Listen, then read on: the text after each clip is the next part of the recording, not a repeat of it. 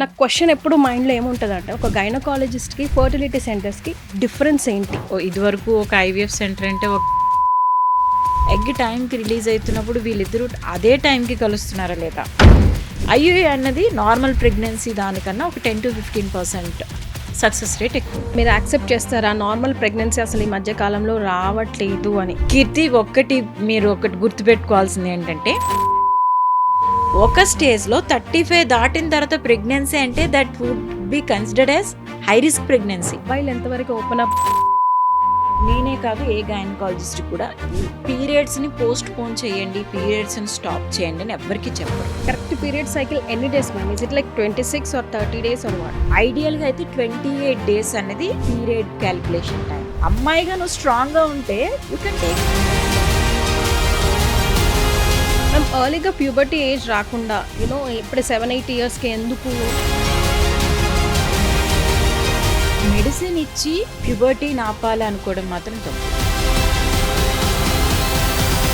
Ma'am ఒక girl or a women advocate sanitary pads ఒక రోజులో ఎన్ని చేంజ్ చేసుకోవాల్సిన అవసరం ఉంటుంది? Every 6 hours. అప్పుడు పోయి చూస్తే ఆమెకి ఎంత 34 centimeters.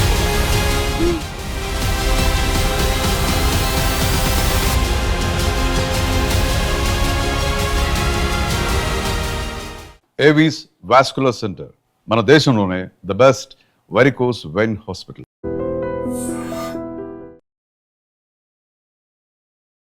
హలో ఎవ్రీవన్, మీరు చూస్తుంది ఐ డ్రీమ్. నేను మీ కీర్తి. నాతో పాటు ఈరోజు డాక్టర్ వసుంధర గారు ఉన్నారు, గైనకాలజిస్ట్. ఈ వీడియోని ఇప్పుడే సేవ్ చేయండి, షేర్ చేయండి. బికాస్ మీ ఇంట్లో, మీ చుట్టుపక్కల, మీ ఫ్యామిలీ, ఫ్రెండ్స్, రిలేటివ్స్లో ఉండే ప్రతి ఒక్క ఆడపిల్లకి ఏజ్తో సంబంధం లేకుండా ఎప్పుడైనా కూడా ఈ ఇన్ఫర్మేషన్ ఉపయోగపడుతుంది. సో మీరు ఏదైనా గిఫ్ట్ ఇవ్వాలనుకుంటే this will be the special video for them. So save it and share it right now. Because Vasundhara madam garu నాతో పాటు ఉన్నారు. నమస్తే ma'am, how you doing? Hi Keerthi. Yes ma'am, lot of questions in my brain అనమాట. So నాకు మీ దగ్గర ఉన్న ర్యాపోతో చదువుతా I want to like keep my lungs and intestines out and ask you so many things today and because many of women out there చాలా helpful అవుతుంది. First of all, గల్లీకి ఒక యూట్యూబ్ ఛానల్ ఉన్నట్టు ఇంటికి ఒక ఐవీఎఫ్ పేషెంట్ కంపల్సరీగా తయారవుతుంది. నాకు క్వశ్చన్ ఎప్పుడు మైండ్లో ఏముంటుందంటే ఒక గైనకాలజిస్ట్కి ఫర్టిలిటీ సెంటర్స్కి డిఫరెన్స్ ఏంటి? యాజ్ యూ సెడ్, ఇదివరకు ఒక ఐవీఎఫ్ సెంటర్ అంటే ఒక బిగ్ సిటీస్లోనే ఉండేది. ఇప్పుడు every street has an IVF centre. Sometimes ఒక స్ట్రీట్లో 2-3 కూడా ఉన్నాయి. అంత ఫెర్టిలిటీ అంత రేంజ్లో పెరిగిపోవటానికి కారణం అంటే లైక్ నిజంగానే ఫెర్టిలిటీ ఇంత ఉందా, లేకపోతే ఫెర్టిలిటీ చేసే డాక్టర్స్ పెరిగిపోయి వాళ్ళ ఓన్ సెంటర్స్ పెట్టుకుంటున్నారా అని అంటే మరి ఆ ఫెర్టిలిటీ సెంటర్స్ రన్ అవ్వకూడదు. ఫెర్టిలిటీ సెంటర్స్ ఉన్నంత మాత్రాన రన్ అవ్వాలని లేదు, పేషెంట్స్ లేకపోతే. కానీ ప్రతి ఫెర్టిలిటీ సెంటర్ కూడా రన్ అవుతుంది బాగానే, డిమాండ్ ఈక్వల్ టు సప్లై అంతే. సో అంటే డిమాండ్ ఉంది, అట్లనే దాని నీడ్ కూడా ఉంది. సో అండ్ యాజ్ సెకండ్ ఇందులో వచ్చేసి ఐవీఎఫ్ సెంటర్కి ఐవీఎఫ్ డాక్టర్కి గైనకాలజిస్ట్కి డిఫరెన్స్ ఏంటంటే, గైనకాలజిస్ట్ ఫస్ట్ ఫెర్టిలిటీ ఇష్యూ ఉన్నది వాళ్ళకి కరెక్టా కాదా ఫస్ట్ బేసిక్ ఎవాల్యుయేషన్, హస్బెండ్ని వైఫ్ని ఎవాల్యుయేట్ చేస్తారు. ఫెర్టిలిటీ ప్రెగ్నెన్సీ ఇష్యూ రావడానికి 50% of the issue from husband, male partner ఉండొచ్చు, 50% ఫీమేల్ పార్ట్నర్ నుంచి ఉండొచ్చు. సో ఎవాల్యుయేషన్లో ఇద్దరిని ఎవాల్యుయేట్ చేయాలి. సో ఫీమేల్లో డిఫరెంట్ టైప్స్ ఆఫ్ ఎవాల్యుయేషన్స్ ఉంటాయి. మేల్ని డెఫినెట్గా ఎవాల్యుయేట్ చేస్తే, ఫీమేల్లో అసలు ఓవులేషన్ సరిగ్గా అవుతుందా లేదా, మెన్స్ట్రువల్ రిలేటెడ్ ఇష్యూస్ ఉన్నాయా, ఎగ్ టైంకి రిలీజ్ అవుతుందా లేదా, ఎగ్ టైంకి రిలీజ్ అవుతున్నప్పుడు వీళ్ళిద్దరూ అదే టైంకి కలుస్తున్నారా లేదా. ఫస్ట్ ఈ బేసిక్ ఇవాల్యుయేషన్ అయిన తర్వాత అండ్ యూట్రస్ ఇవన్నీ బాగానే ఉంటే, అంతా బాగానే ఉంటే ఎందుకు అవటం లేదు, why it is not happening, then internal evaluation start చేస్తారు. ఫస్ట్ ఏమి అగ్రెసివ్ స్కాన్స్, ఇంటర్నల్ ఇవాల్యుయేషన్స్ అవన్నీ చెయ్యరు. సింపుల్ బేసిక్ చిన్న టిప్స్ చెప్తారు, ఇట్లా కలిసి ఉండండి, డేట్స్ చెప్తారు. తర్వాత మీకు స్కాన్స్ చేస్తారు. స్కాన్స్లో ఏమైనా ప్రాబ్లమ్స్ బయటపడ్డాయంటే లైక్ ఫెర్టిలిటీగా ఏమైనా ఫైబ్రాయిడ్స్ కానివ్వండి, ఎండోమెట్రోసిస్ కానివ్వండి, లైక్ ఎండోమెట్రియల్ క్యావిటీలో ఏమైనా సిస్ట్లు ఉన్నా, పాలిప్స్ ఉన్నా, ఇవేమైనా చిన్న చిన్న ప్రాబ్లమ్స్ హిండరింగ్ ప్రెగ్నెన్సీ అంటే దానికి హెల్ప్ చేస్తారు. అండ్ ట్యూబ్స్ ఓపెన్ ఉన్నాయా లేదా టెస్ట్ చేస్తారు. డిఫరెంట్ టెస్ట్ ఇవాల్యుయేషన్స్ అంతా వీళ్ళు చేస్తారు. చేసిన తర్వాత ఇఫ్ ఆ gynaecologist is trained for basic IVF అంటే ఫెర్టిలిటీ ఎయిడ్స్ అంటే ఐయుఐ అండ్ ఐవీఎఫ్ అనేవి అట్ ఏఆర్టీస్ అనమాట, అసిస్టెడ్ రిప్రొడక్టివ్ టెక్నిక్స్. ఐయుఐ వరకు బేసిక్ గైనకాలజిస్ట్ చేయొచ్చు, కానీ ఐవీఎఫ్కి ట్రైనింగ్ ఉండాలి. స్పెషలిస్ట్ అనే మనకి ఒక డిగ్రీ ఉండాలి, ఐవీఎఫ్ ట్రైనింగ్ అయి ఉండాలి. సో ఈ బేసిక్ నీడ్స్ అన్నీ అంటే బేసిక్ ఇవాల్యుయేషన్స్, బేసిక్ హెల్ప్స్ అన్నీ వర్కౌట్ అయిన తర్వాత కూడా ఏం రీజన్ లేదు ఇంకెందుకు అవ్వటం లేదు అని అంటే, అండ్ హస్బెండ్లో ఏమైనా ప్రాబ్లం ఉంది, హస్బెండ్ సైడ్ నుంచి కూడా హెల్ప్ కావాలని అంటే ఫస్ట్ ఐయుఐ చేస్తాం. ఐయుఐ ఈజ్ నథింగ్ బట్ ఒక స్టిమ్యులేటెడ్ ప్రోటోకాల్లో వెళ్ళి స్కాన్ చేస్తూ ఉంటాం. ఎప్పుడు ఒక విమెన్కి ఎగ్ రిలీజ్ అవుతుందో క్యాలిక్యులేట్ చేసి హస్బెండ్ సీమెన్ తీసి ప్రాసెస్ చేస్తాము. అంటే వాష్ చేసి మంచి సిమెన్ తీసుకుపోయి వైఫ్ దాంట్లో ఫీమేల్ పార్ట్నర్లో వేస్తాం. It is like something a kind of a jump. మనం ఒక 10 kilometers ట్రావెల్ చేయాలి.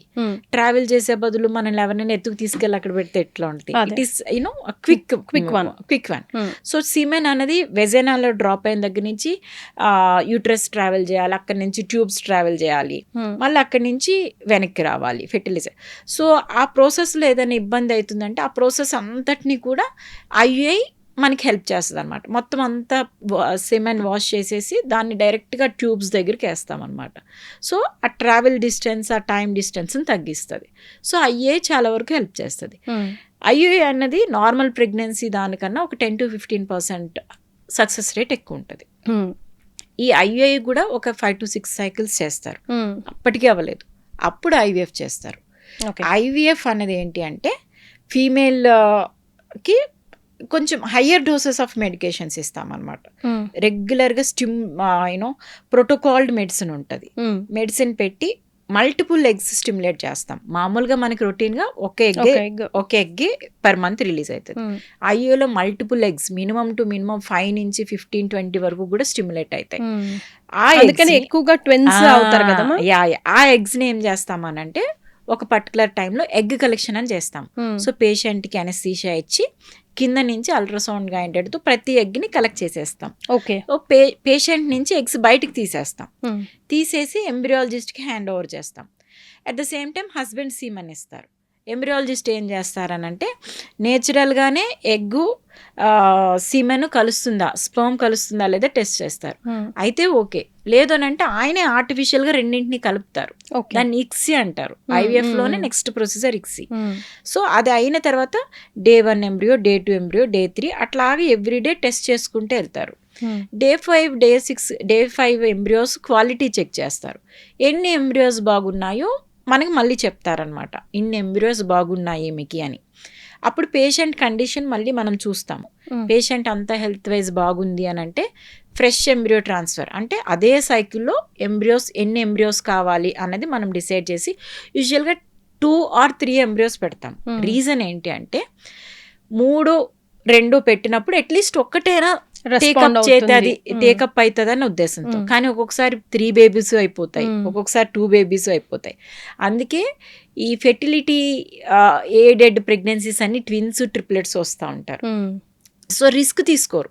అంత కష్టపడి అంత ఎక్స్పెన్సివ్ ప్రొసీజర్కి వెళ్ళి అంత స్ట్రగుల్ అయ్యి అంత ప్రొసీజర్ అయిపోయిన తర్వాత మీకు ప్రెగ్నెన్సీ రాలేదు, నెగిటివ్ వచ్చిందని అంటే బాధపడతారు కదా. సో ఆ సక్సెస్ రేట్ పెంచేదానికి అట్లీస్ట్ 2 or 3 sacs పెడతారు. సో ఆ శాక్ పెట్టడం వల్ల ఏంటంటే మెనీ టైమ్స్ ఒక్కటే రావచ్చు, 3 పెట్టినా కూడా, కొంతమందికి 3 కూడా రావచ్చు. ఇది ఐవీఎఫ్ ప్రొసీజర్. కానీ ఐవీఎఫ్ చేసేదానికి స్పెషలైజ్డ్ అంటే అందులో ట్రైనింగ్ ఉండాలి. ఐవీఎఫ్ మనకి సర్టిఫికేషన్ ఉండాలి, గవర్నమెంట్ ఆథరైజేషన్ ఉండాలి.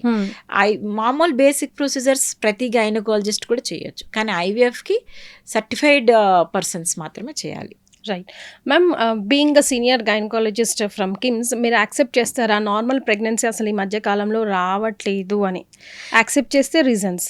కీర్తి, మీరు ఒకటి గుర్తుపెట్టుకోవాల్సింది ఏంటంటే మనకి ప్రెగ్నెన్సీ ఈ మధ్యకాలంలో రావట్లేదు అని అంటే దానికి మల్టిపుల్ రీజన్స్ ఉన్నాయి. మన చిన్నప్పుడు 23-25కి పెళ్ళి, పిల్లలు, ఫ్యామిలీ కంప్లీట్ అయిపోయింది. ఆ తర్వాత 25 తర్వాత ఆబ్వియస్గా మనము ఒక కైండ్ ఆఫ్ లైఫ్ అంటే చిల్డ్రన్ని టేక్ కేర్ చేసే ఏజ్, మన కెరీర్తో పాటు చిల్డ్రన్ని. ఇప్పుడు పెళ్ళి అనే థాట్ 30 years వరకు ఎవరికి లేదు, అమ్మాయిలకి అబ్బాయిలకి కూడా. ఇదివరకు అబ్బాయిలు కూడా 30 yearsకి పెళ్లి చేసుకోపోతే పెద్ద వాడికి ఇంకా పెళ్ళి అవ్వలే. అసలు అమ్మాయిలు ఇప్పుడు 30 yearsకి they are still thinking. Different attitudes ఉంటాయి వాళ్ళకి. అంటే లైక్ వాళ్ళ ఉద్దేశం వేరు, చదువుకోవాలనో లేకపోతే జాబ్ చేయాలనో, ఎకనామిక్ ఫ్రీడమ్ ఉండాలి, వాళ్ళ కంపాటబిలిటీ కావాలని. ఒకసారి పెళ్ళైన తర్వాత కూడా they are not ready to plan their family. First వాళ్ళ పార్ట్నర్ని అడ్జస్ట్ చేసుకోవటము, లేకపోతే they are trying to set up everything before the child comes. అంటే వాళ్ళకి మా బేబీ వచ్చేటప్పటికే మాకు ఒక ప్రాపర్ హౌస్ ఉండాలి, లేకపోతే నా పార్ట్నర్తో నేను చాలా కంపాటబుల్గా ఉండాలి. ఈ థాట్ ప్రాసెస్, ఈ అండర్స్టాండింగ్ అండ్ ఈ అడ్జస్ట్మెంట్ ప్రాసెస్కి 35 అయిపోతుంది. ఒక స్టేజ్లో 35 దాటిన తర్వాత ప్రెగ్నెన్సీ అంటే that would be considered as high risk pregnancy. అంటే 35 years దాటిన తర్వాత ప్రెగ్నెన్సీ వస్తుందంటే దాంట్లో ఈ జెనెటిక్ అబ్నార్మాలిటీ బేబీస్ వచ్చే ఛాన్స్ ఉంటుంది, ఈ స్పెషల్ చిల్డ్రన్ వచ్చే ఛాన్స్ ఉంటుంది, డౌన్ సిండ్రోమ్ అంటే రకరకాల ప్రాబ్లమ్స్ వస్తాయి, ఎంబ్రియో ఎగ్ క్వాలిటీస్ పడిపోతాయి, అట్లానే హస్బెండ్లో కూడా సిమెన్ క్వాలిటీ పడిపోతుంది అన్న థాట్ వచ్చేది. ఇప్పుడు ప్రతి ఒక్కరూ 35 వరకు ప్రెగ్నెన్సీయే ప్లాన్ చేయటం లేదు. కాబట్టి ప్రెగ్నెన్సీకి కావాల్సిన రిక్వైర్మెంట్ పెరిగిపోతుంది. సో మనకి ఫెర్టిలిటీకి ఒక ఏజ్ ఉంటుంది, మనం ఏ ఏజ్లో గట్టిగా పరిగెట్టగలం.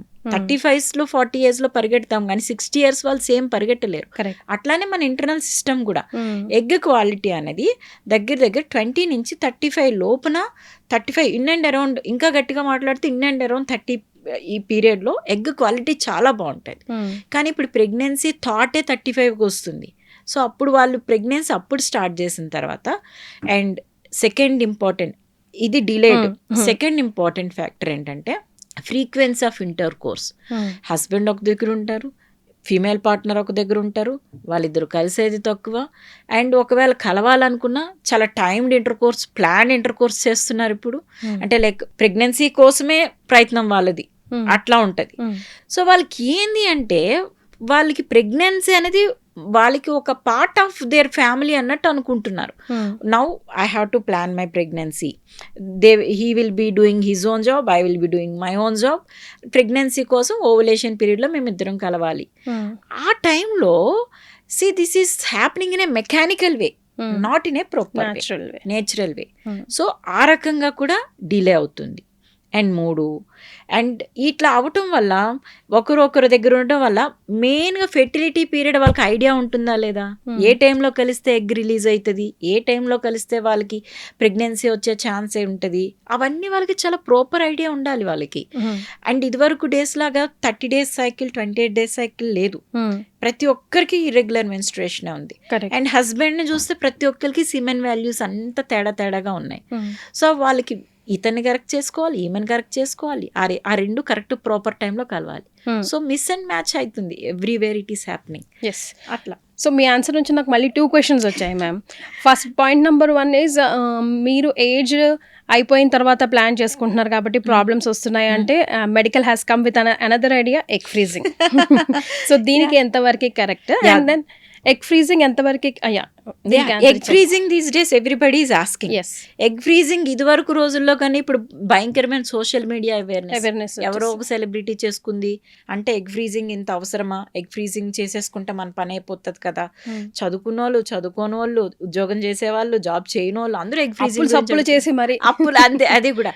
అంతేగాని ఎగ్ ఫ్రీజింగ్ చేసి అంత ఖర్చు పెట్టే పెళ్లి చేసుకుని పిల్లలు కానొచ్చు కదా. మరి టెక్నాలజీ అనేది మనకు అవసరంకి ఉపయోగించుకోవాలి, అంతేగాని ఈ ఫ్యాంటసీ వరల్డ్కి వెళ్తుంది కదా నేను అట్లా వెళ్ళకూడదు. ఎగ్ ఫ్రీజింగ్ అనేది ఇదివరకు రోజుల్లో ఎవరికి చేసేవాళ్ళనంటే మనకి రకరకాల కారణాల వల్ల ఇప్పుడు పెళ్ళి అవ్వదు, లేకపోతే నేను పిల్లల్ని కలలేను, నేను కొన్ని రోజుల తర్వాత వరకు నాకు ఆప్షన్ లేదు అంటే ఆ టైంకి నా ఏజ్ దాటిపోతుంటే ఎగ్ క్వాలిటీ పడిపోతే బేబీస్ జెనెటికల్గా ఎఫెక్ట్ అయ్యే ఛాన్స్ ఉంటుంది కాబట్టి ఎగ్ ఫ్రీజింగ్ చేసుకునేవాళ్ళు. First reason. దానికన్నా గట్టిగా రీజన్ ఏంటంటే ఇప్పుడు కీమోథెరపీ ఉంది. ఇప్పుడు కొంతమందికి పాపం అన్ఎక్స్పెక్టెడ్ మెడికల్ కండిషన్స్ వస్తాయి. రావచ్చు. సో అలాంటి వాళ్ళకి కీమోథెరపీ, రేడియేషన్స్ ఇవ్వాల్సి వస్తుంది. అట్లాంటప్పుడు ఓవరీస్ డ్యామేజ్ అవుతాయి కదా, వాళ్ళకి ఫెర్టిలిటీ డ్యామేజ్ అవుతుంది. అలాంటి వాళ్ళకి ఏంటంటే ముందరే ఆ ఎక్స్పోజర్ కన్నా ముందరే ఎగ్ ఫ్రీజ్ చేస్తాం. అసలు ఎగ్ ఫ్రీజింగ్ పర్పస్ అది. వాళ్ళకి దేవుడు ఇచ్చిన వరం, అది డాక్టర్ ఇచ్చిన వరం. in fact. అది టెక్నాలజీ ఇచ్చింది, డాక్టర్ కూడా కాదు, టెక్నాలజీ ఇచ్చింది. Correct ma'am. కాకపోతే ఇప్పుడు ఏమైంది, ప్రతి ఒక్కరూ రకరకాలు, అంటే మేబీ ఇన్ఫ్లుయెన్స్ వలనో. మీ దగ్గరకు వస్తే పేషెంట్స్ ని ఎలా కన్విన్స్ చేస్తారు మ్యామ్? నేను మేమైతే ఫస్ట్ పెళ్లి చేసుకోమని చెప్తాం అందరికి. మేము we have 5 gynaecologist, we are all working together. మేమందరం ఒక సేమ్ నోట్ మీద ఉంటాము. ఫస్ట్ మీ రీజన్స్ ఏదైనా కానివ్వండి, వాళ్ళకి డెఫినెట్గా వాళ్ళ పర్సనల్ రీజన్స్ ఉంటే మనం అందులోకి దూరి మరి వెతికి పట్టుకొని చెప్పలేము. చెప్తే మనల్ని బ్యాడ్ డాక్టర్ అంటారు. అట్లా చెప్పాం. సో కాకపోతే ఏం చేస్తామనంటే మీ పనులన్నీ మీరు చేసుకోండి, మీరు జాబ్ చేయండి, మీరు ఎక్కడికైనా వెళ్ళండి, మీ గోల్స్ అచీవ్ చేయండి. బట్ సైమల్టేనియస్లీ కెరీర్ని ఎలా అయితే ఇంపార్టెన్స్ ఇస్తారు, ఫ్యామిలీ లైఫ్ అంతే ఇంపార్టెన్స్. మీకు ఈ 20s నుంచి 30 years వరకు ఉండే సెక్షువల్ ఏమనాలి, సెక్షువల్ ఎన్హాన్స్మెంట్స్ కానీ, సెక్షువల్ స్టిమ్యులేషన్స్ కానీ, సెక్షువల్ ఇంట్రెస్ట్ కానీ 40s తర్వాత ఉండవు. 40s తర్వాత మీ హార్మోనల్ చేంజెస్ మారిపోతూ ఉంటాయి, మీ సైకలాజికల్ యాటిట్యూడ్స్ మారిపోతూ ఉంటాయి. ఏ టైంలో జరగాల్సిన ముచ్చట ఆ టైంలోనే జరగాలి. ఆ తర్వాత జరిగితేనే ఇప్పుడు ఉపయోగం ఉండదు.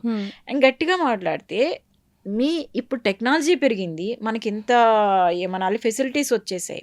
ఓకే, అన్నీ ఆలోచిస్తున్నాం కానీ మన age at you know where we end our life అనేది మారటం లేదు. In and around 70s everybody has to move out some or other వే.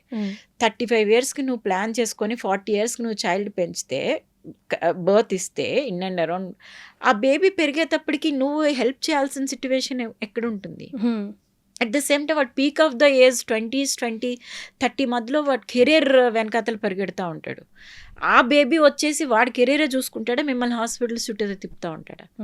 అదే అవ్వాల్సిన టైంలో అయ్యి ఉంటే నువ్వు నీ బేబీకి సపోర్ట్ చేస్తుండేవాడు, వాడు నీకొచ్చి సపోర్ట్ చేస్తాడు. ఇది ఇక్కడ మిస్ మ్యాచ్, ఎంత మిస్ మ్యాచ్ అవుతుంది. మీ ఓన్ కెరీరు, మీ మీ గోల్స్ అండ్ మీ కంఫర్ట్ జోన్సే చూసుకుంటున్నారు, కానీ లేటర్ ఎఫెక్ట్స్ గురించి ఆలోచించడం లేదు. 60 yearsకి మనకు సమ్మర్ అదర్ డిసీజ్ వస్తుంది. అది నేచర్ బై డిఫాల్ట్. మనం ఎంత ఎలాన్ మస్క్ అయినా కానీ we have to deal it. ఆ టైంకి మనకు రావాల్సింది మనకు వచ్చినప్పుడు, మన 20 years వాడు ఏమి స్ట్రగుల్ అవుతా ఉంటాడు. మనం అనవసరంగా వాడిని స్ట్రగుల్. అసలు ఇప్పుడున్న పిల్లలు అదే డైరెక్ట్ మొహం మీద అనేస్తారు, స్ట్రాంగ్ లేవు మమ్మ, అందుకే నేను ఇంత వీక్ గా ఉన్నా అనేస్తారు. అదే కదా. అండ్ ఆ టైంలో మనం వాళ్ళకి ఎంత సపోర్ట్ చేయాలి? సో ఆ సపోర్ట్ ఉండదు. సో మనం వాళ్ళకి సపోర్ట్ చేయాలి, వాళ్ళు మనకి సపోర్ట్ చేయాలి. అలా సిస్టమ్ అనేది సర్కిల్ని తీసుకెళ్తూ ఉండాలి. అదే లెగసీ కంటిన్యూ అవుతుంది. మనం అనవసరంగా అది బ్రేక్ చేసి మనము వాళ్ళకి హెల్ప్ అవట్లేదు, వాళ్ళు మనకి హెల్ప్ అవటం లేదు. ఇప్పుడు 2-3 కైండ్ ఆఫ్ పీపుల్ని మనం చూస్తున్నాం మ్యామ్. ఇప్పుడు ఎగ్ ఫ్రీజింగ్ అనేది ఒక పరాకాష్ట అయితే, లివింగ్ ఇన్ రిలేషన్షిప్ అనేది ఇంకో పరాకాష్ట. అక్కడ మాకు వద్దండి, ఇప్పుడే అనుకోకుండా అయిపోయిందండి, ఇలాంటివి చాలా మీరు డే టు డే లైఫ్లో చూస్తూ ఉంటుంటారు. సో మీ మైండ్కి వచ్చిన బాబోయ్ ఈ పిల్లలు ఇలా ఎలా తయారవుతున్నారు ఏంటి, వీళ్ళని ఎలా సెట్ చేయడం, ఇది కాదు life. Being a doctor your self, ఎంత ఫార్ మైండెడ్గా ఉన్నా కూడా కల్చర్ రూటెడ్లోనే మనకి బీయింగ్ అన్ ఇండియన్స్ ఉంటుంది కదా. సో అలాంటి కేసు ఏదైనా డీల్ చేశారా? ఎలా డీల్ చేశారు? ఇదివరకు రోజుల్లో అసలు మేము అంటే మేము డయాగ్నోస్ చేయాలి ఏదైనా ఒక కండిషన్ వస్తే, దీనికి రీజన్ ఏమై ఉంటుంది అన్నది మేము ఇండైరెక్ట్గా డయాగ్నోస్ చేయాలి. అందులో వన్ ఆఫ్ ద క్వశ్చన్స్ మేము పోక్ చేయాల్సింది ఏంటి అంటే, వాళ్ళు ప్రెగ్నెంటా కాదా అన్నది పోక్ చేయాలి. ఆ ప్రెగ్నెంటా కాదా అని పోక్ చేయడానికి మాకు చాలా జడుపు వచ్చేది వాళ్ళని అడగాలంటే. ఆరు సెక్షువల్లీ యాక్టివ్, మీకు ఏమైనా ప్రెగ్నెన్సీ ఎక్స్పెక్ట్ చేస్తున్నారా అని అడగాలంటే మాకు చాలా మాకే ఒక రకమైన గిల్ట్ వచ్చేది. కానీ ఇప్పుడు హ్యాపీగా కంఫర్టబుల్గా 18-year-old గర్ల్ కూడా చక్కగా చెప్తుంది ఐఎమ్ సెక్షువల్లీ యాక్టివ్ అని. అంటే అది ఎంత అడ్వాన్స్మెంట్ అయిపోయిందా, అది వాళ్ళు అంటే లైఫ్ ఇంత చేంజ్ అయిపోయిందా అని ఇంటర్నల్గా మేము అనుకొని మేము అసలు ఏం మాట పడటం లేదు. ఫస్ట్ క్వశ్చన్ వాళ్ళని అదే అడుగుతున్నాం, are you pregnant, are you sexually active అని. అసలు మనం ఒకవేళ పొరపాటున ఆ క్వశ్చన్ అడిగి తర్వాత ఏదైనా మనం వాళ్ళకి ఎందుకు వై అని అడిగితే వాళ్ళు మా గురించి బ్యాడ్ కమెంట్స్ కూడా రాస్తారు. This doctor is judging us, this doctor is judging us. మనం అడగకూడదు. మనం ఏదైనా క్వశ్చన్ వాళ్ళు చేసిన తప్పు కన్నా మనం వాళ్ళకి చేసింది తప్పైనా కానీ మనం చాలా నవ్వుతూ అడగాలి. Are you pregnant, are you sexually active, అంతే, ఎస్ ఆర్ నో. అంతేగాని వై అని అడిగామా మనం బ్యాడ్. గూగుల్లో రాస్తారు, గట్టిగా మాట్లాడితే బోర్డులు రాసి వెళ్తారు, లేకపోతే వాళ్ళకి తెలిసిన 10 మందికి చెప్తారు this doctor is judging us అంటారు. So we don't have any answer for that. So whatever is the way we are there to treat. చూడాలి, డ్యూటీ చేయాల్సిందే. సో అప్పుడు ఏం చేస్తాము, ఫస్ట్ వీల్ అసెస్ సిట్యువేషన్ ఇది అని అంటే వాళ్ళకి ఇప్పుడు యూనో మన social rules and social acts బట్టి కూడా సర్టెన్ గైడ్లైన్స్ ఉన్నాయి. ఇన్ని వీక్స్ వరకు ప్రెగ్నెన్సీ వస్తే ఇట్లా చేయాలి, అండ్ బియాండ్ దట్ ఎంత వరకు వస్తే ఇట్లా చేయాలి, ఇవన్నీ కూడా ఉన్నాయి. సో దానికి అబైడ్ అయ్యి మనం లీగల్గా ఏమీ ప్రాబ్లం కాకుండా, అట్ ద సేమ్ టైం పేషెంట్కి లీగల్గా ఏమీ ప్రాబ్లం కాకుండా ఏమేం వేస్ ఉన్నాయో అవన్నీ మేము చెప్తాము. What if the cross that period ma'am, ఆ వీక్స్ క్రాస్ అవుతాయి? డెఫినెట్గా we have to inform the authorities.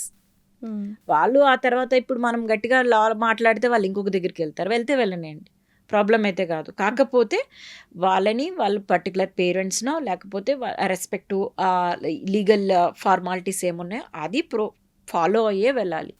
అని మెనీ పీపుల్ వాళ్ళు రకరకాలుగా వాళ్ళ ఇష్టం ఏదైనా, వాళ్ళు ఇప్పుడు గూగుల్ నాలెడ్జ్ వచ్చేసింది, విపరీతమైన ఇంటర్నెట్ నాలెడ్జ్ వచ్చింది, వాళ్ళంతటి వాళ్ళే మెడిసిన్ తీసుకుంటారు, వాళ్ళంతటి వాళ్ళే కాంప్లికేషన్స్తో ల్యాండ్ అప్ అయిపోతారు, అండ్ వాళ్ళ ఫ్రెండ్స్ చెప్పేస్తారు. లేదనంటే ఇంకా మిగిలిన పాస్ట్ ఎక్స్పీరియన్సెస్ యూజ్ చేస్తూ ఉంటారు అట్లా. So what is the youngest age you have dwelt పెళ్లి కాకముందు ప్రెగ్నెన్సీ? అయ్యో అట్లేం లేదు, ఆల్మోస్ట్ 16-17 years. 16 years. అసలు ఇంకా గట్టిగా మాట్లాడి 16-17 years ఆమెకు ప్రెగ్నెంట్ అని కూడా ఆమెకు తెలీదు. ఆమెకు తెలీదు. 16 yearsకి she only know that she has to be sexually active, అదొకటే తెలుసు. కానీ ప్రెగ్నెన్సీ అంటే 3 months పీరియడ్స్ రాకపోతే ప్రెగ్నెన్సీ చెక్ చేసుకోవాలని కూడా తెలుసు. మదర్ ఐడెంటిఫై చేసి మళ్ళీ తీసుకొచ్చిన మదర్ ఐడెంటిఫై చేసి ఏడుస్తూ ఇంకా 16-year-old గర్ల్కి ఆమెకి ఇంకా చిన్ననే మరి. అంతే కదా మ్యామ్, అంతే కదా, ఇంటర్ సెకండ్ ఇయర్ అంతే. ఆ మదర్కి ఆమె చిన్నపిల్లనే, కానీ ఆమె చాలా పెద్దగా బిహేవ్ చేస్తుంది. Oh my god ma'am, what you think ఈ జనరేషన్లో అబ్బాయిలు ఎంతవరకు ఓపెన్ అప్ ఉన్నారు? చెకప్స్కి వస్తున్నారా, రావడానికి ఇష్టపడుతున్నారా, లేదా వాళ్ళకి ప్రాబ్లం ఉంది అన్నది family and both of them are accepting, like వాళ్ళు చూపించుకుంటున్నారా ఇదివరకు రోజుల్లాగా కాకుండా? ఇదివరకు రోజుల్లో అయితే చాలా వరకు ప్రెగ్నెన్సీ అండ్ ఫెర్టిలిటీ ఇష్యూస్ అంటే ఓన్లీ అమ్మాయిల చుట్టూ తిరిగేది. కానీ ఇప్పుడు I would definitely say that is 50-50. 50% అమ్మాయిల్లో ఉంటే 50% అబ్బాయిల్లో ఉంటుంది. ఎవ్రీ ఆల్టర్నేటివ్ సిమెన్ అనాలిసిస్ చూస్తే స్పర్మ్ కౌంట్ లో ఉంటుంది, స్పర్మ్ క్వాలిటీ లో ఉంటుంది, యాక్టివ్ ప్రోగ్రెషన్, మోటిలిటీ అన్నీ తక్కువగానే ఉంటున్నాయి. అంటే వాళ్ళకు ఉండే డిఫరెంట్ రీజన్స్ ఉంటాయి. ఈ వాళ్ళకి ఉండేటట్టుగా వర్క్ ప్రెషర్స్ కానివ్వండి, ఈ సోషల్ హ్యాబిట్స్ కానివ్వండి, స్ట్రెస్ కానివ్వండి, అండ్ ఈ radiation exposures, different parameters and లేకపోతే స్ట్రక్చరల్గా ఎనటామికల్ వారికోసిల్ వాళ్ళ డిఫెక్ట్స్ కానివ్వండి, అట్లా డిఫరెంట్ రీజన్స్తో అండ్ వాళ్ళకుండే వాళ్ళకుంది. Madam, what you think, like ఇప్పుడు డెఫినెట్గా అబ్బాయిలు అమ్మాయిలు late marriages one of the main రీజన్గా మనం చెప్తున్నాం కాబట్టి ప్లాన్ చేసుకోవాలి అనుకున్నప్పుడే ముందుగానే డాక్టర్ దగ్గరికి వెళ్ళి వీఆర్ ట్రైంగ్ టు ప్లాన్ చేసుకోవాలా, లేకపోతే టేక్ యువర్ టైమ్, ఎందుకు అప్పుడే ఆధార పడతారు, అట్లా చూడాలంటారా? ఇది ఇక్కడ 2 things ఆలోచించాలి కీర్తి. మనం ఏమి అని అంటే, మనము నిజంగానే మనకి ఫర్ యువర్ ఓన్ రీజన్స్ నేను ప్రెగ్నెన్సీ వద్దనుకుంటున్నానంటే yes, you have every right for that. కానీ డాక్టర్ దగ్గరికి పోయి అసలు నా హెల్త్ కండిషన్ ఏంటి, అసలు మన ఇద్దరిది హెల్త్ కండిషన్ ఏంటి, మనం ఇంకా ప్రెగ్నెన్సీ డిలే చేసేదానికి మనకి ఛాన్స్ ఉందా, దీన్నే ప్రీ నేటల్ కౌన్సిలింగ్ అన్నది ఇప్పుడు బాగా డిమాండ్ ఉంది. ప్రీ నేటల్ కౌన్సిలింగ్ లో ఏంటంటే అసలు మనం ఇద్దరం ఫిట్ గా ఉన్నామా ప్రెగ్నెన్సీకి ముందరే అన్ని ఇవాల్యుయేషన్స్ అన్ని చేయించుకొని ఫిట్ గా ఉన్నామా లేదో తెలుసుకొని ప్రెగ్నెన్సీ ప్లాన్ చేసుకోవడం. అప్పుడు అన్నీ బాగున్నాయి అని అంటే then you can decide whether you want to conceive now or you can postpone your pregnancy. ఇవన్నీ చూసుకొని ముందరికి వెళ్ళాలి. అంటే వాళ్ళ ఏమచ్ కౌంట్ కానీ, ఎగ్ క్వాలిటీ అయినా, ఎగ్ ఉండే స్టేటస్ అప్పుడు మీరు gynaec will take the time, అంటే మీకు టైం ఉందమ్మా ఒక 6 months అట్లా. డెఫినెట్ గా చెప్పగలుగుతాం. కానీ కొన్నిసార్లు మనకి రిజర్వ్స్ తగ్గిపోతూ ఉంటాయి. హస్బెండ్స్ సీమెన్ అనాలిసిస్ తగ్గుతుంది, అండ్ ఎగ్ కౌంట్స్, ఎగ్ అంటే ఓవరీలో ఎంటర్ ఫాలిక్యులర్ కౌంట్స్ ఉంటాయి, అవి తగ్గుతున్నాయి. అండ్ లేకపోతే ఏఎంహెచ్ క్వాలిటీ తగ్గుతుంది. వాళ్ళకి అదర్ పారామీటర్స్ ఇంకా బాగుండటం లేదు. యూట్రస్లో మల్టిపుల్ ఫ్యాక్టర్స్ ఉన్నాయి, లైక్ ఎండోమెట్రోసిస్ ఉంది, మల్టిపుల్ ఫైబ్రాయిడ్స్ ఉన్నాయి. ముందు ఇవన్నీ కరెక్ట్ చేసుకోవాలంటే, సో ప్రెగ్నెన్సీకి అవన్నీ ఫ్లాగ్ సైన్స్ అనమాట. సో నువ్వు ప్రెగ్నెన్సీని డిలే చేయడానికి కుదరదు. ఏవైతే ప్రాబ్లమ్స్ ఉన్నాయో అవన్నీ సెట్ చేసుకొని ప్రెగ్నెన్సీకి ఎట్ ద ఎర్లియస్ట్ ఇంపార్టెన్స్ ఇవ్వాలి. లేదంటే నువ్వు మళ్ళీ ఐవీఎఫ్ ల్యాండ్ అవ్వచ్చు, లేకపోతే డోనర్స్కి వెళ్ళొచ్చు, లేకపోతే సర్రగసీకి వెళ్ళొచ్చు, లేకపోతే ఫెర్టిలిటీ అవ్వకపోను కూడా వచ్చు. ఇట్లాంటి కండిషన్స్ అన్ఎక్స్ప్లెయిన్ ప్రెగ్నెన్సీ అని అంటారు కదా మ్యామ్. అంటే అన్ని బాగున్నాయి, బాగుంటాయి, మేల్ ఫ్యాక్టర్స్ బాగుంటాయి, ఫీమేల్ ఫ్యాక్టర్స్ బాగుంటాయి, కానీ వాళ్ళకి ప్రెగ్నెన్సీ రాదు. మ్యామ్ మీరు సపోర్ట్ చేస్తారా? ఇప్పుడు ఇదివరకు రోజుల్లో అయితే జస్ట్ పొట్ట చూసే బామ్మలు, అమ్మమ్మలు, నానమ్మలు ఉన్నప్పుడు అబ్బాయా అమ్మాయా చెప్పేవారు. ఇప్పుడు స్కానింగే చెప్పట్లేదు, చెప్పారు, డాక్టర్కి తెలిసిన స్కానింగే చెప్పట్లేదు. సో కుంకుమ పువ్వు వేస్తారు, అది వేస్తారు, ఇది వేస్తారు. ఏం లేదు కీర్తి, మా అమ్మ కూడా చాలా కుంకుమ పువ్వు తాగింది, నేను ఇదే కలర్. ఏం లేదు, మా నాన్న నా కలర్, నేను ఇదే కలర్, అట్లేం ఉండదు. సి కలర్ అనేది genetically determined. So you should be proud of your colour, and you have inherited something from your parent. I'm very proud of my colour. మా నాన్న నుంచి నాకు ఈ కలర్ వచ్చింది. నా ఫీచర్స్ మా నాన్నవి. నన్ను చూసిన వాళ్ళందరూ ఏమని చెప్తారు, ఈమె వాళ్ళ నాన్నలాగా ఉంది అని అంటారు. I have reached to this stage and my father is very proud of me. And నాకు నన్ను చూసినప్పుడల్లా నాన్నలాగా ఉంది అని అంటే నాకు ఒక ఫీలింగ్. నాకు మా అమ్మ తెల్లగా ఉంటుంది. మా అమ్మకి చాలా మంది వార్న్ చేశారంట, మీ ఆయన నల్లగా ఉన్నాడు, బాగా తాగు, కుంకుమ పువ్వు వేసేంటి, కిలోలు తాగినా నేను ఇదే కలర్ పుట్టా. అది అసలు ఏముండదు. మమ్మల్ని అడిగే క్వశ్చన్లో అది one of the most common question. కుంకుమ పువ్వు తాగొచ్చా, ఎంత తాగాలి, ఎప్పుడు తాగాలి, ఎన్నిసార్లు తాగాలి. మేము ఒక చాలా సార్లు చెప్పడానికి ట్రై చేస్తాం, నువ్వు ఏ తాగినా నీ కలర్ రావుది, ఆల్రెడీ డిటర్మైన్ అయ్యి ఉంటుంది, అదే వస్తుంది. ఒక్క ఇంచు కాదు, ఏమనాలి, ఒక ఫ్రాక్షన్ కూడా ఏం మారదు. కాకపోతే వాళ్ళకి ఒక సాటిస్ఫాక్షన్. వాళ్ళు బాధ పెట్టడం ఎందుకు? తాగుతామంటే తాగు, ఏముంది, నీ డబ్బులు నువ్వు ఖర్చు పెట్టుకో, తాగు, ఎన్నిదైనా తాగు, దాంట్లో ఏం చేంజ్ ఉండదు. మ్యామ్ ఒక secret question, open secret question, జెండర్ని కూడా అడుగుతూ ఉంటాను, అడుగుతారు ఏమన్నా చేయండి, నా అమ్మాయి పుట్టారు మేడం చేయండి అని అడుగుతారు. నిజంగా అసలు మెడికల్ సైన్స్ హిస్టరీలో అలా ఉందా, అలా చేయగలుగుతామా అంటే? కొంతమంది డెస్పరేటెడ్ ఫెలోస్ ఉంటారు, ఆడపిల్లలు పుడితే వదిలేసిన వాళ్ళు చాలా మంది, మనం ఎన్ని కేసెస్ చూస్తాం. అట్లా ఏడ్చుకుని మీ దగ్గర చెప్పిన వాళ్ళు ఉండుంటారు, అబ్బాయి పుట్టకపోతే నన్ను వదిలేస్తారండి. మీరు అన్నది కరెక్టే. చాలా మంది మా దగ్గరికి 3rd ప్రెగ్నెన్సీకో 4th ప్రెగ్నెన్సీకో మాకు ఈసారి అబ్బాయి కావాలి, జెండర్ బయాస్ అబ్బాయి కావాలని వస్తారు. అది మన చేతిలో ఉండదు, అది ఎట్టి పరిస్థితుల్లో మన చేతిలో ఉండదు. ఓకే. అండ్ తర్వాత ఏంటి, మేము డెలివరీ చేస్తాం కదా, సెకండ్ ఏంటి, నార్మల్ డెలివరీ అయితే ఫ్యామిలీ ప్లానింగ్ ఇమ్మీడియట్గా చెయ్యం, కానీ సి సెక్షన్ అయినప్పుడు బేబీ బాగుంటే, సెకండ్ డెలివరీ అయితే మేము యూజువల్గా వాళ్ళకి ఒక ఆప్షన్ ఇస్తాం, బేబీ బాగుంటే ఫ్యామిలీ ప్లానింగ్ చేయమంటారా లేదా అంటే. ఇప్పటికీ కూడా I see 20 to 30% of the couples ఒప్పుకోరు. మాకు అమ్మాయి అయితే చెయ్యొద్దు అని అంటారు. అంటే ఫస్ట్ అమ్మాయి, సెకండ్ కనుక అమ్మాయి అయితే వద్దని చెప్తారు. నేను చెయ్యను, ఎందుకంటే I have to respect them. నేను వీళ్ళకి ఎగెనెస్ట్ గా నేను చేయడానికి లా ఉండదు. కాకపోతే నేను చెప్తాను, 3వది కూడా మీకు అమ్మాయి పుడుతుంది చూడండి అని చెప్తాను. సీ ద థింగ్ ఈస్, నువ్వు 2 అమ్మాయిలని నువ్వు బాధపడుతున్నప్పుడు 3వ అమ్మాయిని నువ్వు ఎట్లా, నువ్వు గెస్ చేయలేవు. 3వది అమ్మాయి వస్తుంది, అబ్బాయి వస్తుంది, నువ్వు గెస్ చేయలేవు. 3వది కూడా అమ్మాయి పుడితే ఏం చేస్తావు నువ్వు ఇద్దరికే బాధపడితే 3వ అమ్మాయికి ఎంత స్ట్రగుల్ అవుతుంది. అండ్ ఈ రోజుల్లో మనకే మనం పెట్టుకోవటానికి ఇబ్బంది అవుతుంది. ఆల్రెడీ ఒక 2 అమ్మాయిలు ఉన్నారు, నువ్వు ఇంకొక 2 అమ్మాయిలు కాదు, 2 చిల్డ్రన్, ఇంకొక 3rd చైల్డ్ని తెచ్చి వాళ్ళని బాధ పెట్టడం, ఈ ఉన్న వాళ్ళిద్దరికి మంచి ఫెసిలిటీస్ ఇవ్వటం, ఎంతసేపు నువ్వు పుట్టిన వాళ్ళకి ఇవ్వడమేనా, నీకంటూ నీకేం ఉండదా? మరే నువ్వు లైఫ్ మనకి లివ్ చేయాలి, మనం ఎంజాయ్ చేయాలి, మనం బయటికి తెచ్చిన పిల్లలకి మంచి ఫెసిలిటీస్ ఇవ్వాలి. నువ్వు ఎంతసేపు వాడొస్తే వాడిని పెంచుతా, వాడెప్పుడో నాకు ఇస్తాడు, అప్పుడు నేను ముసలైపోతానంటే వాడు ఎప్పుడు బతకాలి, ఎప్పుడు వాడు ఓన్ జనరేషన్ లో వెళ్ళి నిన్నెప్పుడు వాడిని ఎత్తిన పెట్టుకు తిప్పాలి. అదే వాడిని పెంచి పోషించే బదులు అదే డబ్బులు నువ్వు నీకు ఖర్చు పెట్టుకో. నువ్వేమేమి చేయాలనుకున్నావు అది నువ్వు ఎంజాయ్ చేయి.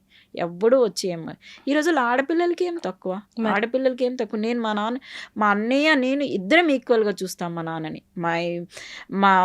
మా కో సిస్టర్ ఉంది, మా కో సిస్టర్ వాళ్ళు 3 అమ్మాయిలే. షీఈస్ టేకింగ్ కేర్ ఆఫ్ వాళ్ళ 3 అమ్మాయిలు వాళ్ళ ఫాదర్ని ఎంత చక్కగా చూస్తారు. ఇప్పుడు నేనంటే నాకు అన్నయ్య ఉన్నారు, మా అన్నయ్య ఎంత ఈక్వల్గా చూస్తాడు, నేను అంత ఈక్వల్గా చూస్తాను. మా కో సిస్టర్ 3 అమ్మాయిలు ఈక్వల్ రెస్పాన్సిబిలిటీ. 2 యుఎస్లో ఉన్నా కానీ ఆ అమ్మాయి ఇక్కడే ఉంటుంది, వాళ్ళ ఫాదర్ని టేక్ కేర్ చేస్తుంది. అండ్ నాకు కొలీగ్స్ చాలామంది అమ్మాయిలు అయితే ఏం తక్కువ, అమ్మాయి అయితే ఏముంది, నేను నీకు ఇచ్చిన ప్రేమనే వాళ్ళకి కూడా ఇచ్చి ఉంటారు, వాళ్ళకి ఇచ్చిన ప్రేమనే. అండ్ దట్ ఇప్పుడున్న గుడ్ థింగ్ ఏంటంటే అబ్బాయిల యాటిట్యూడ్ కూడా కొంచెం చేంజ్ అయింది డెఫినెట్గా. నేను ఇంత చేయగలుగుతున్నాను అంటే మా హస్బెండ్ నాకు సపోర్ట్ చేయకపోతే నేను చేయలేను, నా అత్తమామ సపోర్ట్ చేయకపోతే నేను చేసి ఉండేదాన్ని కాదు. నాకన్నా గట్టిగా మాట్లాడితే మొన్న మా ఫాదర్ మెడికల్ ఎమర్జెన్సీస్లో ఉన్నప్పుడు మా అత్తగారు, మా మామగారు, మా హస్బెండ్ ఎక్కువ చూసుకున్నారు నాకన్నా. అంటే ఆ యాటిట్యూడ్ మారుతుంది. ఆ యాటిట్యూడ్ మనం మారేటట్టు మనం కూడా క్రియేట్ చేయగలుగుతున్నాం. మనం వాళ్ళని బాగా చూసుకోగలిగితే వాళ్ళు కూడా మనల్ని బాగా చూసుకుంటారు. అంతే, ఇట్ ఈస్ ఆల్ అబౌట్. అది చెయ్యాలి అంటే నువ్వు ఫైనాన్షియల్గా స్ట్రాంగ్ ఉండాలి. అమ్మాయిగా నువ్వు స్ట్రాంగ్గా ఉంటే you can take care of your parents. నువ్వు పేరెంట్స్ని చూడొచ్చు, మీ అత్తగారిని చూడొచ్చు, మీ మామగారిని చూడొచ్చు, వాళ్ళ ఫ్యామిలీని చూడొచ్చు, మీ ఫ్యామిలీని కూడా చూసుకో. చాలా చిన్న వయసులోనే ఆడపిల్లలు ఈజీగా ప్యూబర్టీ ఏజ్కి దగ్గర అవుతున్నారు. మేబీ 7-8 ఇయర్స్కే సమ్ టైమ్స్. ఎందుకు అలా జరుగుతుంది, ఎలా తెలుసుకోవడం, వీళ్ళు మెనిస్ట్రల్ స్టేజ్కి వస్తున్నారు ప్యూబర్టీ ఏజ్ స్టేజ్ నుంచి అని ఎలా గమనించుకోవడం? అవును, ఈ మధ్య పాపం ఈ ప్రతి మదర్కి కూడా ఒక టెన్షన్. ఒక పాపకి 8-9 years వచ్చేసిందని అంటే ఎక్కడ మెన్స్ట్రుయేషన్ వచ్చేస్తుంది అని చేంజెస్. సో ప్యూబర్టీ అనేది మెడికల్ టర్మ్స్లో ఏంటి అంటే మెన్స్ట్రుయేషన్ని మెనార్కీ అంటారు. దానికన్నా ముందర కొన్ని స్టేజెస్ ఉంటాయి. ఆ స్టేజెస్లో కొన్ని ఏంటంటే breast changes, pubic hair changes, growth spurt, వీటన్నిటితో పాటు కొన్ని సైకలాజికల్ చేంజెస్. ఇవన్నీ ఒకటి తర్వాత ఒకటి అవుతున్నాయి అని అంటే దాని అర్థము ఈ గర్ల్ ప్యూబర్టీకి రెడీ అవుతుంది అంటే మెన్స్ట్రుయేషన్కి రెడీ అవుతుంది అర్థం. ఎప్పుడైతే మదర్ ఈ చేంజెస్ అన్నీ నోటీస్ చేస్తారో అప్పుడు మదర్ తను ప్రిపేర్ అయ్యి ఆ బేబీని కూడా ప్రిపేర్ చేయాలి, గర్ల్ చైల్డ్ని కూడా ప్రిపేర్ చేయాలి. ఎలా? సో ఆమెకి చెప్పేదంతా నీకు ఒక మెన్స్ట్రువల్ స్టేజ్ వస్తుంది. మెన్స్ట్రువల్ స్టేజ్ అంటే నువ్వు భయపడిపోయే పద్ధతి అయితే కాదు. Every month your body will show some changes and అది నీకు మెన్స్ట్రువల్ బ్లడ్ రూపంలో బయటకు వస్తుంది and you need to respect. అప్పుడు కొంచెం బాడీ డిస్కంఫర్ట్ అనిపిస్తూ ఉంటుంది, సమ్టైమ్స్ కొంచెం పెయిన్ వస్తుంది, but that is not a permanent, that can be tackle with some rest. And కొంచెం అవసరమైతే ఇంకా ఎక్కువ నొప్పి వస్తే చిన్న ట్యాబ్లెట్ వేసుకున్నా కూడా సెట్ అవుతుంది అని మెంటల్గా అమ్మాయిని ప్రిపేర్ చేస్తే ఆమె భయపడదు. చాలామంది పిల్లలు మెన్స్ట్రుయేషన్ వస్తే ఇంటికి అతుక్కుపోయి ఆడుకోకుండా యూనో ఈ శానిటరీ నాప్కిన్ ఎడ్యుకేషన్ లేకుండా ఇప్పటికీ చాలా మందికి నాప్కిన్స్ కానీ ఈ శానిటరీ ప్యాడ్స్ కానీ ప్రాపర్గా అవైలబిలిటీ లేక స్కూల్స్ మిస్ అవుతూ ఉంటారు. సో గవర్నమెంట్ ఆర్గనైజేషన్స్ ఇప్పుడు చాలా వరకు ఈ శానిటరీ నాప్కిన్స్ అవన్నీ ఇస్తున్నాయి డెఫినెట్గా, అది మంచి ఇనిషియేటివే. So at the same time అమ్మాయిలకి కూడా శానిటరీ నాప్కిన్ ఇట్లా యూజ్ చేయాలి, ఇంత ఫ్రీక్వెంట్గా చేంజ్ చేయాలి, దీన్ని క్రాస్ అయితే నువ్వు ఇంకో సేఫ్టీ ఇట్లా ఉండాలి, దీనికి ఎక్స్ట్రా ప్యాడ్స్ పెట్టుకోవాలి. ఇవన్నీ కూడా మదర్ అమ్మాయికి ఫస్ట్ నుంచి ఎడ్యుకేట్ చేస్తే చాలా ఈజీగా ట్యాకిల్ చేసేస్తుంది. మేబీ ఫస్ట్ 3-4-5 months అమ్మ దగ్గరుండి చూసుకుంటే 6th month నుంచి అమ్మాయి నేర్చేసుకుంటుంది. అది పెద్ద ప్రాబ్లం అయితే కాదు. So which one will be the best sanitary napkins ma'am according to you? Like according to మీ చాలా నాప్కిన్స్ మీ మధ్య ఏంటంటే ర్యాష్ కానీ అలర్జీ కానీ వచ్చేస్తున్నాయి. సో ఏదైనా కానీ సాఫ్ట్ కాటన్ అనేది ఏదైనా మంచి క్లాత్ రిలేటెడ్ కానీ సాఫ్ట్ కాటన్ ఉన్న నాప్కిన్స్ ఏవైనా కానీ మంచిదే. రైట్ మ్యామ్, ఎర్లీగా ప్యూబర్టీ ఏజ్ రాకుండా ఏమన్నా ఇప్పుడు 7-8 ఇయర్స్కి ఎందుకు మరి ఏంటి దీనికి ఆప్షన్ ఆపాలి అని అనుకుంటే గ్రోత్ హార్మోన్స్ కొంతమంది సజెస్ట్ చేస్తారు, కొంతమంది సజెస్ట్ చేయరు. సో తీసుకోవడం ఎంతవరకు అది హెల్ప్ఫుల్ అవుతుంది? మెడిసిన్ ఇచ్చి ప్యూబర్టీని ఆపాలి అనుకోవడం మాత్రం తప్పు. ఎందుకంటే నేను ఇందాక చెప్పాను కదా, ప్యూబర్టీ అనేది ఒక ఇంటర్లింక్డ్ గ్రోత్ ప్యాటర్న్ అనమాట. అంటే మన హైట్తో పాటు బాడీ చేంజెస్, బాడీ మార్ఫాలజీ అన్నీ చేంజ్ అవుతూ ఉంటాయి. మన మెన్స్ట్రుయేషన్ ఆపాలి అని అంటే ఇవన్నీ ఆగిపోతాయి. సో ఇవన్నీ ఆగిపోతే బాడీ ఎఫెక్ట్ అవుతుంది. Let the process come in. ఈ ప్యూబర్టీ అనేది 2 ఫ్యాక్టర్స్ పైన డిపెండ్ అయి ఉంటుంది. ఒకటి జెనెటికల్లీ డిటర్మైన్డ్ ప్యాటర్న్, అంటే మనకి ఆల్రెడీ మన బాడీ డెవలప్ అవుతున్నప్పుడే ఈ సో అండ్ సో ఏజ్కి వీళ్ళకి ప్యూబర్టీ చేంజెస్ రావాలని జీన్ బిల్ట్ అయి ఉంటుంది. And at the same time ఏంటంటే ఈ ప్రాసెస్ని అగ్రివేట్ చేసేవి ఏంటంటే ఎక్స్టర్నల్గా ఉండే ఫుడ్ కానీ, రేడియేషన్ కానీ, ఎక్స్పోజర్ కానీ, మన బాడీలో రకరకాల చేంజెస్, హార్మోన్స్ రిలేటెడ్ ఏమైనా అయితే అవన్నీ. సో జెనెటికల్గా ప్రీబిల్ట్ అయిన దాన్ని మనం మార్చలేము.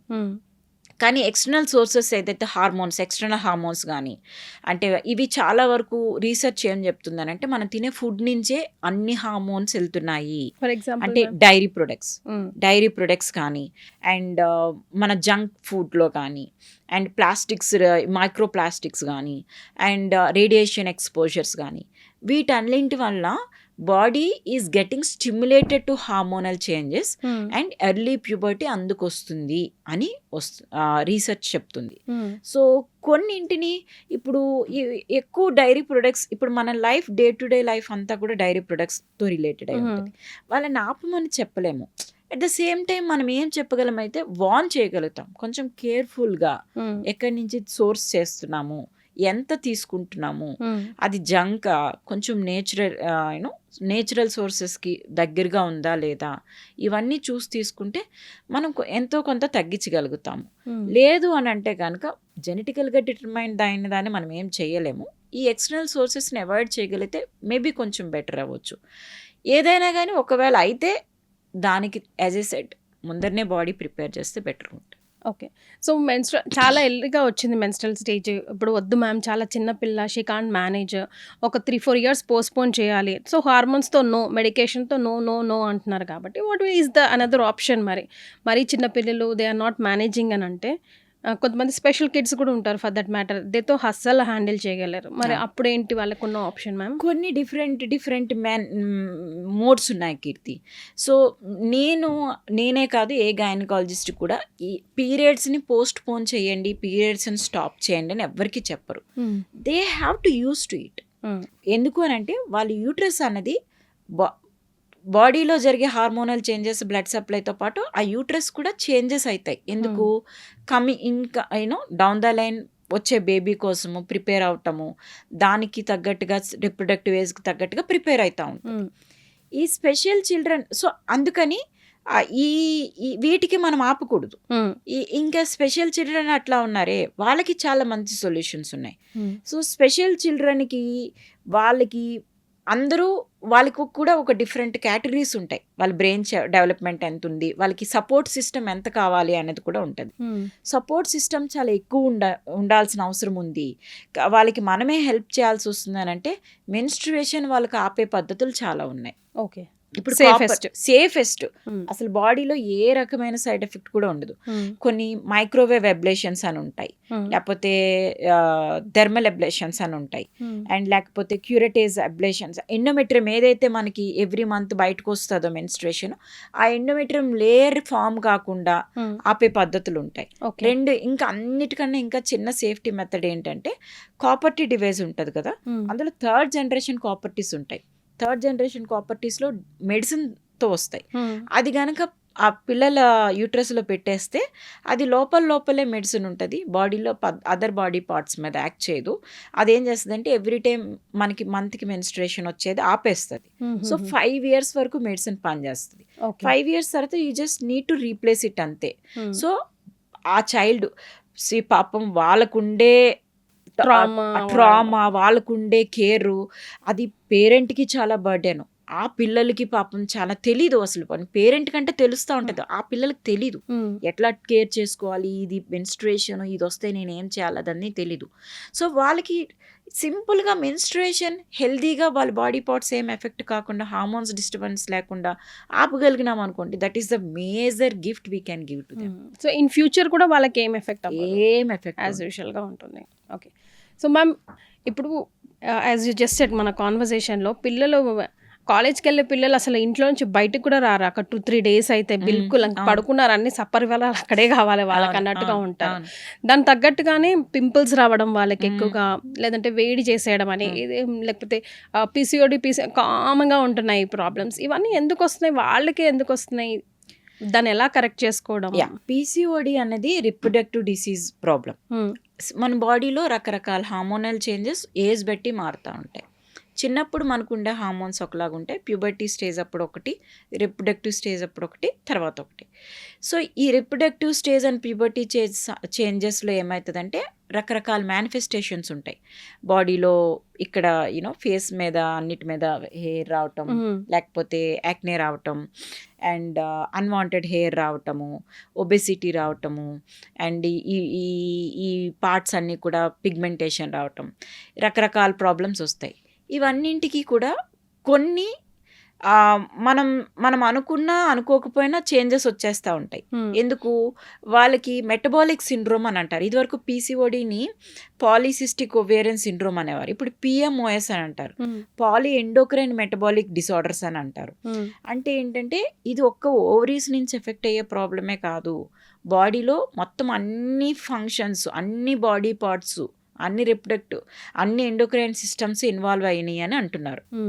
అంటే మనకి బ్లడ్ సప్లై సిస్టమ్ దగ్గర నుంచి, షుగర్ మెటబాలిజం దగ్గర నుంచి, అండ్ తర్వాత హార్మోనల్ మెటబాలిజం దగ్గర నుంచి, వైటమిన్ మెటబాలిజం దగ్గర నుంచి, లిపిడ్ మెటబాలిజం దగ్గర నుంచి అన్నీ ఎఫెక్ట్ అవుతున్నాయి. అందుకు బయటికి ఎక్స్టర్నల్ ఫీచర్స్ అట్లా వస్తున్నాయి.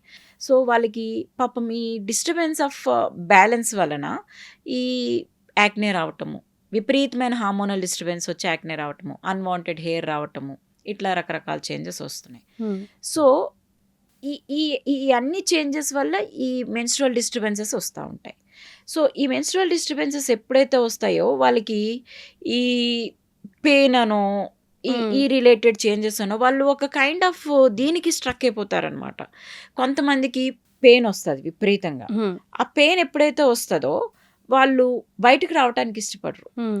చాలా పెయిన్ మూడ్ స్వింగ్స్, ఆ పెయిన్ కోసం రకరకాల టాబ్లెట్స్ వేసుకోవడము, కొంతమంది అయితే ఇంజెక్షన్స్కి వెళ్ళిపోతూ ఉంటారు. అంతేగాని చిన్న చిన్న రెమెడీస్ ఉంటాయి, అవి ట్రై చేద్దామని అనుకోరు.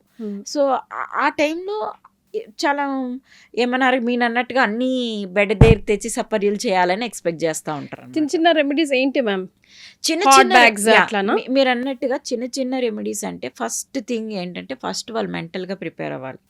ఇవి నాకు జరిగే నార్మల్ హార్మోనల్ చేంజెస్, ఇది చిన్న చిన్న పెయిన్ వస్తుంది, దాన్ని నేను యాక్సెప్ట్ చేస్తాను అనేది ఫస్ట్ థింగ్. సైకలాజికల్గా చాలా ఇంపార్టెంట్. సెకండ్, ఒక సింపుల్ పారాసిటమాల్ టాబ్లెట్ మీకు వండర్స్ చేస్తుంది, కాకపోతే డోస్ లిమిటెడ్గా తీసుకోవాలి.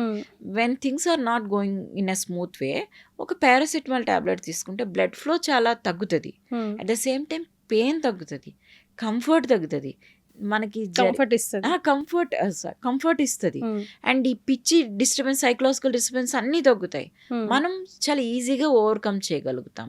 ఎప్పుడైతే డిస్కంఫర్ట్ లేదో మనం ఆబ్వియస్గా సైకలాజికల్గా స్ట్రాంగ్గానే ఉంటాం కదా. సో ఇంత చిన్న చిన్న రెమెడీస్ వాడచ్చు. అట్ ద సేమ్ టైం మంచిగా రిలాక్సింగ్గా, ఆ టైంలో ఎక్కువ స్ట్రెస్ వర్క్ పెట్టుకోకుండా మనకి ఆ టైంలో చిన్న చిన్న యాక్టివిటీస్కి వెళ్ళటం, నలుగురితో కలవటము, అండ్ చక్కగా హాట్ ఫర్మెంటేషన్స్, హాట్ షవర్స్ తీసుకున్నా కూడా మంచి అప్పుడే ఫ్రెష్గా ప్రిపేర్ చేసిన ఫుడ్ తినటము, ఐరన్ రిచ్ ఫుడ్ తినటము, ఇవన్నీ తీసుకుంటే కూడా 70 to 80% of the times manage చేస్తాం. I'm telling 80% of the times manage చేస్తాం. ఓన్లీ 20% మాత్రమే మేనేజ్ చేయలేము, దానికి డాక్టర్స్ హెల్ప్ కావాలి. మ్యామ్, ఒక గర్ల్ ఆర్ అ ఉమెన్ అడ్యుకేట్గా శానిటరీ ప్యాడ్స్ ఒక రోజులో ఎన్ని చేంజ్ చేసుకోవాల్సిన అవసరం ఉంటుంది? ఎవ్రీ 6 hours ఒకసారి చేంజ్ చేయాలి. మేము పొద్దున వెళ్ళి సాయంత్రం వస్తాము ఆఫీస్, అట్లా అనకూడదు. ఎవ్రీ 6 hours చేంజ్ చేసుకోవాలి, లేదు అట్లీస్ట్ ఎవ్రీ 8 hours చేంజ్ చేయాలి. ఓకే, లేకపోతే కష్టం. అంటే చాలామంది ఏమనుకుంటారు, నాకు ప్యాడ్ తడవలేదు కదా, నేను ఈ ప్యాడ్నే ఉంచుకుంటాను అని కూడా అనుకోకూడదు. ఓకే. ఎవ్రీ 8 అవర్స్కి యూ నీడ్ టు చేంజ్. ఇంకా ప్రిఫరబుల్లీ ఎవ్రీ 6 అవర్స్కి చేంజ్ చేసుకోవాలి. సో ఒక హెల్దీ గర్ల్ ఆర్ ఉమెన్కి కరెక్ట్ పీరియడ్ సైకిల్ ఎన్ని days ma'am? Is it like 26 or 30 days or what? ఐడియల్గా అయితే 28 days అనేది పీరియడ్ క్యాలిక్యులేషన్ టైం. కానీ చాలా మందికి 28 daysకి రాదు, 30 daysకి వస్తుంది, 35 30 కన్నా అబోవ్నే ఉంటుంది. కొంతమందికి మాత్రమే 28 కన్నా తక్కువ ఉంటుంది. కానీ గట్టిగా మాట్లాడితే 21 day నుంచి 45 days సైకిల్ వరకు anything if it is happening regularly that is okay. And main thing ఏంటంటే పరిగెత్తుకుంటూ వస్తారు. 2 రోజులు పీరియడ్ డిలే అయితే పరిగెట్టేస్తారు. నాకు ఎప్పుడు అవ్వలేదండి అంటే అవుతుంది, బాడీ అన్నాక అవుతుంది. నిన్నటికి ఈ రోజుకి ఒక రోజు చేంజ్ అయింది కదా. సో మన బాడీలో ఒక చేంజ్ అవుతుంది కదా. హెడేక్ వస్తుంది, యాక్సెప్ట్ చేస్తాము. ఇంకేదో వస్తుంది, ఇంకెక్కడ బాడీ పెయిన్ వస్తుంది, యాక్సెప్ట్ చేస్తాము. బట్ మెన్స్ట్రుయేషన్ అనేది 1 day డిలే అయిందా మేము చచ్చామే అక్కడ. సో ఎన్ని రోజుల వరకు రాకుండా ఉంటే పర్వాలేదు, సేఫ్ మ్యామ్? మనం 1 month 2 months కూడా వెయిట్ చేయొచ్చు. ఓన్లీ థింగ్ ఏంటంటే when you are not married or when you are not expecting pregnancy you have to make sure that is not pregnancy. Otherwise 1 month 2 months period రాకపోయినా ఏం కాదు. Okay. So రోజు మీ చేతుల మీదుగా ఒక కొత్త ప్రాణి భూమి మీదకి వస్తుంది కదా, ఆ స్ట్రెస్ని అంటే మేము కొంతమంది ఉంటారు, బాబాయ్ ఇప్పుడు నా సిస్టర్ ఉంది, ఆవిడ గైనకి అయితే నీకు దండం పెడతామ్మా, నువ్వు ఇంకా కనకు, ఇంకా చాలు, నువ్వు నా దగ్గర రాకు, ఈ స్ట్రెస్ని భరించలేను, ఏంటది నీకు ఎప్పుడు ఈ టెన్షన్ నాకు అని అంటుంటారు. సో అట్లాంటి పేషెంట్స్ని కూడా మీరు డీల్ చేస్తారు కదా. సో మీ స్ట్రెస్ రిలీఫ్ ఏంటి? మీరు చూసిన వర్స్ట్ కేసు ఏంటి, బాబా టెన్షన్ పడిన కేసు? ప్రెగ్నెన్సీయా? ఆబ్వియస్ ఆర్ అదర్వైజ్ మేబీ మీకు తెలీదు, మీరు యునో ఇవాల్యుయేట్ చేస్తుంటే it laid up ended up with cancer or something like that. ఈ మధ్య కాలంలో ఒక 1 month ఒక 2 months బ్యాక్ అయితే ఒక పేషెంట్ మా దగ్గరికి 7th month అప్పుడు ఎమర్జెన్సీ కాల్ వచ్చింది. మాకు వేరే హాస్పిటల్ ఉంటుంది, అక్కడ హాస్పిటల్ నుంచి మాకు రిఫర్ చేస్తున్నారు అని వచ్చింది. Okay. 7th month pregnancy, ovary torsion అయింది. అంటే మ్యామ్ ఓవేరియన్ సిస్ట్. ఓకే. ఆమెకు almost 9 centimeters 10 centimeter ovarian cyst ఉంది ప్రెగ్నెన్సీలో. అది ట్విస్ట్ అయింది. సో ట్విస్ట్ అయినప్పుడు ఏం చేస్తారు, అప్పుడు 7th month ప్రెగ్నెన్సీ కాబట్టి అప్పటికి ఎన్నో స్కాన్స్ చేసి ఉంటారు కదా. అప్పటికి సిస్ట్ కొంచెమే ఉంది ప్రెగ్నెన్సీ, అప్పటికే ఆమెకు చిన్న సిస్ట్ ఉందని అన్నారు. చిన్న సిస్ట్ ఉంటే ఏం భయపడరు. సో అప్పుడు అది కాస్త 7th month వచ్చేటప్పటికి పెద్దగా అయిపోయి అది ట్విస్ట్ అయిపోయింది బరువుకి. సో అప్పుడు వాళ్ళు మా దగ్గరికి ఎందుకు పంపించారంటే, సో ఆ టైంకి డెలివరీ చేసి ఆ సిస్ట్ని అడ్రస్ చేస్తామని పంపించారు. కానీ మేము I really you know I say this with very pride, మేము ప్రెగ్నెన్సీలో సర్జరీలు చేసినవి బొచ్చుడు. అంటే లైక్ ప్రెగ్నెంట్ విమెన్కి ఓవేరియన్ సిస్టులు సర్జరీ కానీ, ప్రెగ్నెంట్ విమెన్కి స్టిచ్ వేస్తాం, అబ్డామినల్ సర్క్యులర్స్ అని. సో అవన్నీ నేను కాంప్లికేటెడ్ కేసెస్ హ్యాండిల్ చేశానని తెలిసి ఇక్కడికి పంపించారు. But what we did was, first మేము కూడా డెలివర్ చేయాల్సి వస్తుందనే మెంటల్గా ప్రిపేర్ అయ్యాం at around 2 o'clock in the night. ఎందుకంటే patient came all the way from Karimnagar. Okay. So midnight 2 o'clock వస్తే వీఆర్ ఆల్ రెడీ. సో మేమేమనుకున్నాం అనుకుంటే డెలివర్ చేయాల్సి వస్తుందేమో అనుకున్నాం. మేము కూడా అసెస్ చేసిన తర్వాత సిస్ట్ వాట్ వీ అసెస్ట్, మా టీం ఏం చేసినామంటే ఫస్ట్ సిస్ట్ సైజ్ ఎంత ఉంది, బేబీ స్టేటస్ ఏంటి అనేది అసెస్ చేసాం. మేము డెలివరీ అవసరమైతే చేస్తాము, కానీ ఫస్ట్ మేము వెళ్ళి లోపల చూస్తామని డిసైడ్ అయినాం. మాకు being ours is a very equipped hospital, మాకు చాలా అడ్వాన్స్డ్ టూల్స్ ఉంటాయి కాబట్టి వీ యూస్ డిఫరెంట్ టెక్నాలజీస్. అప్పుడు పేషెంట్ని డిఫరెంట్ పొజిషన్స్లో పెట్టి ల్యాబ్ ట్రై చేసాం. Laparoscopy at 7th month pregnancy చేసాం. 7th month ప్రెగ్నెన్సీ చేసి ఏం చేసినామంటే ఫస్ట్ ఓవేరియన్ సిస్ట్ ఎక్కడుందో ఐడెంటిఫై చేసి దానికి ఫోకస్ వెళ్ళి సిస్ట్ని కొలాప్స్ చేసాం. సిస్ట్ కొలాప్స్ చేసిన తర్వాత మాకు చాలా క్లియర్గా వే దొరికింది. ఓన్లీ సిస్ట్ మాత్రమే తీసి ఏదైతే ఓవరీ ట్విస్ట్ అయిందో ఆ ఓవరీని అన్ట్విస్ట్ చేసి ఓవరీని ఫిక్స్ చేసాం మళ్ళీ. ఓకే. అలాంటి సిచ్యువేషన్లో లాప్రోస్కోపీ చేయడమే పెద్ద రిస్క్. అండ్ చేస్తే ఆ ఓవరీని మొత్తం ఒక్క స్టెప్ కట్ చేసేస్తారు అంతే. ఎందుకనంటే ఆ టైంలో సర్జరీ చేయటమే ఎక్కువ, అట్లాంటప్పుడు ఓవరీని వెళ్ళి ఒకటే క్లాంప్లో కట్ చేస్తారు. కానీ మేము సిస్ట్ తీసి ఓవరీ ఏదైతే రిటైన్ అయిందో అది ఉంచి అది మళ్ళీ ట్విస్ట్ కాకుండా, ఇప్పుడంటే నేను తీసాను మళ్ళీ ఇంకో 2 నెలలు ప్రొలాంగ్ చేస్తే మళ్ళీ ప్రాబ్లం అవుతుందేమో అని దాన్ని మళ్ళీ అన్ట్విస్ట్ కాకుండా పక్కన ఉన్న స్ట్రక్చర్ కేసు కుట్టాం. అది సేఫ్ అన్నమాట. 7th మంత్ మేము వీఆర్ క్రాసింగ్ ఫింగర్స్, నెక్స్ట్ డేకి ఎట్లా ఉంటుంది పేషెంట్, బాగుంటే మెయింటైన్ చేద్దాం, లేదంటే ఇమ్మీడియట్ డెలివర్ చేద్దామని. కానీ మేము కౌన్సిల్ చేసాం పేషెంట్కి. మాకు బేబీని డ్రాగ్ చేయడం చాలా ఇంపార్టెంట్, మీకు కూడా అదే ఇంపార్టెంట్. మేము ఒక ప్రయత్నం చేస్తాం, ల్యాబ్ ట్రై చేసి ఓవరీని, ఇప్పుడు మీకు ప్రెగ్నెన్సీ పెయిన్ అంతా కూడా ఈ ఓవరీ నుంచే కదా, దీన్ని అడ్రస్ చేస్తాం.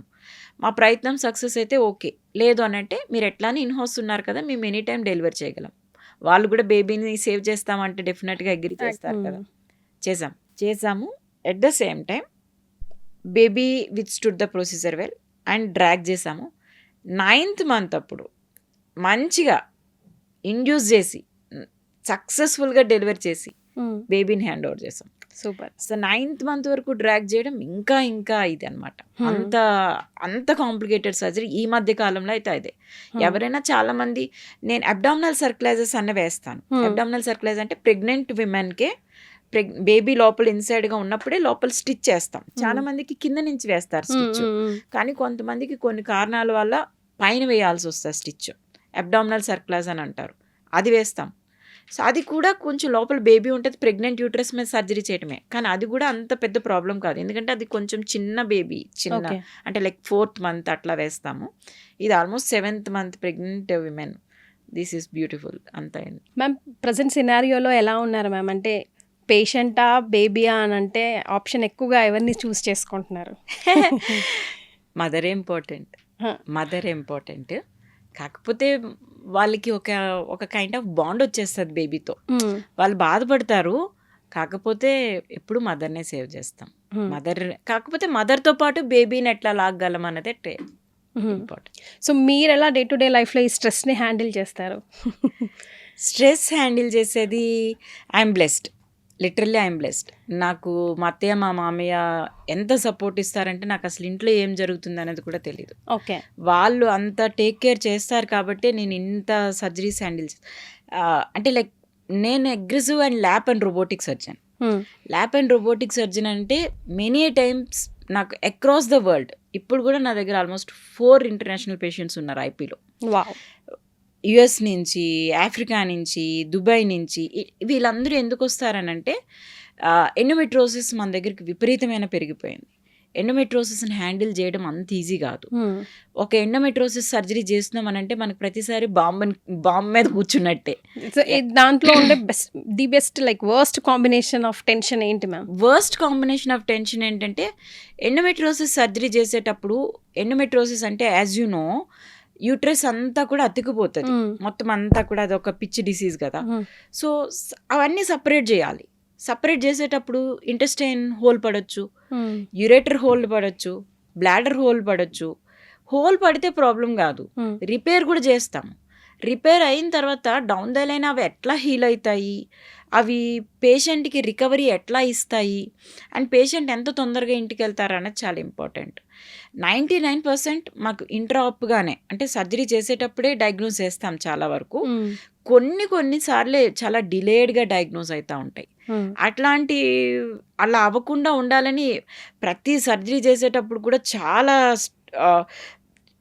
స్టెప్ టు స్టెప్ ఇది ఓకేనా అని 1కి 2 సార్లు క్రాస్ చెక్ చేసి, మాకు ఒక సర్జరీకి మినిమం 3 గైనకాలజిస్ట్ స్క్రబ్ అవుతాం. నాకు డాక్టర్ కృష్ణ సాయి ఉంది, అంటే నా టీం మెంబర్స్ డాక్టర్ స్నేహ ఉంటారు. వీళ్ళందరూ ఏంటంటే వీఆర్ ఈక్వల్లీ గుడ్ అనమాట. మేమందరం కూడా ఇంత కాంప్లికేటెడ్ కేసెస్ చేస్తున్నామంటే వీ టేక్ టర్న్స్ అనమాట. ఈ స్టెప్లో ఇది ఏం చేస్తామో, నెక్స్ట్ స్టెప్ ఏం చేయాలి, సో దట్ పేషెంట్కి ఏ రకమైన కాంప్లికేషన్ ఉండకూడదు, పేషెంట్ సర్జరీ నుంచి బయటకు వెళ్ళాలి సేఫ్గా. ఇప్పుడు రోబోటిక్ సర్జరీ చేస్తున్నామనంటే నేను ఒక బెస్ట్ ఎగ్జాంపుల్ చెప్తాను. మొన్ననే ఒక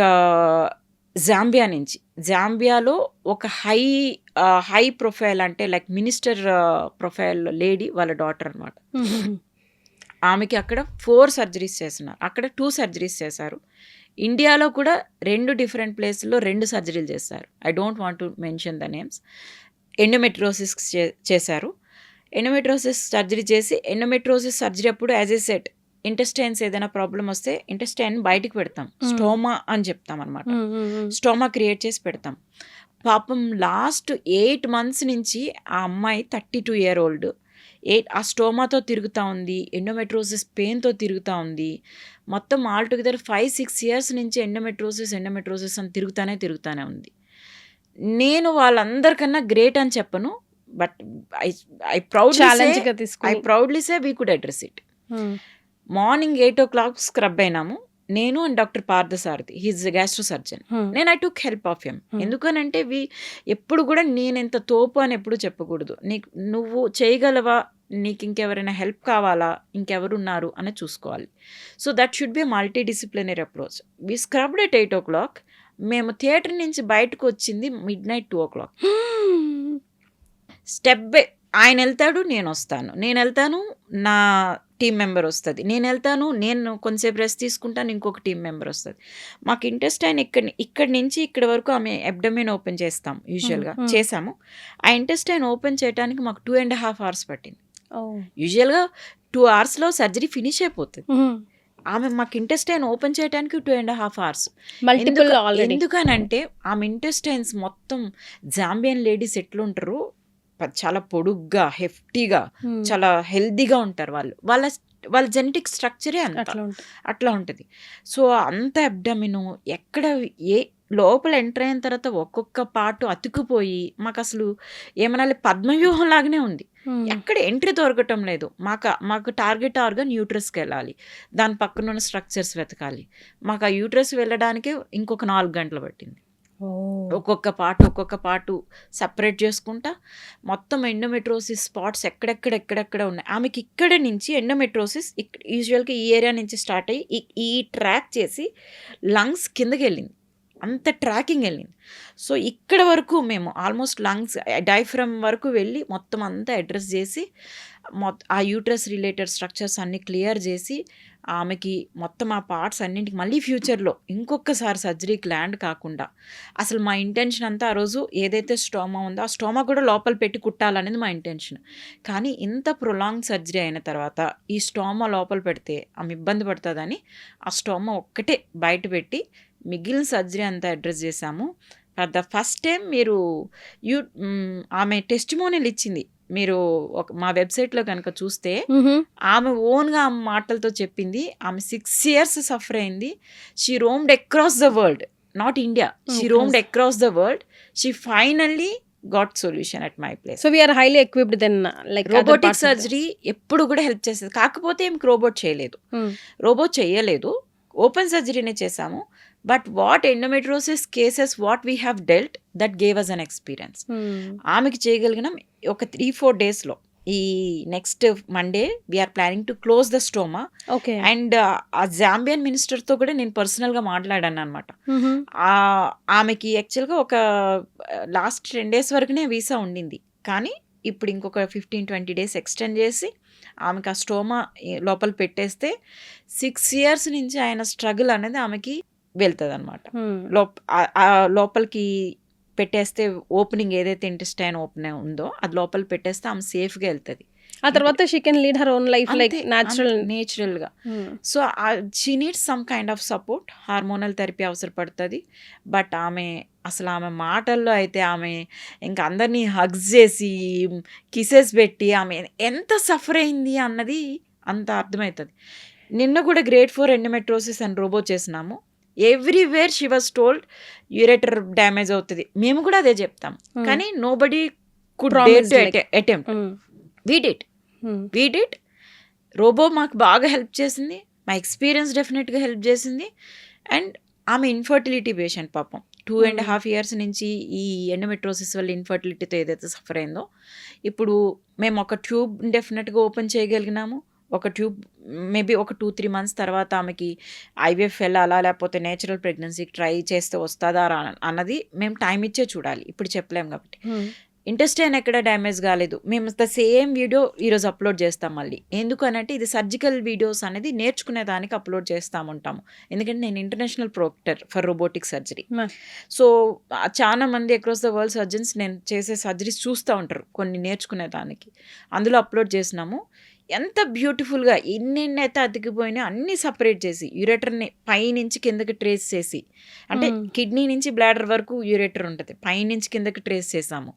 ఏదైతే ఇంటెస్టైన్ మొత్తం యూట్రస్కి అతుక్కుపోయిందో దాన్ని మొత్తం సపరేట్ చేసాము. 2 పక్కల ఓవరీలో ఎండోమెట్రోటిక్ సిస్ట్లు ఏదైతే ఉన్నాయో అవన్నీ తీసాము. వి టుక్ టైం తీసుకున్నాము. మేము ఏం స్ట్రెస్ తీసుకోలేదు.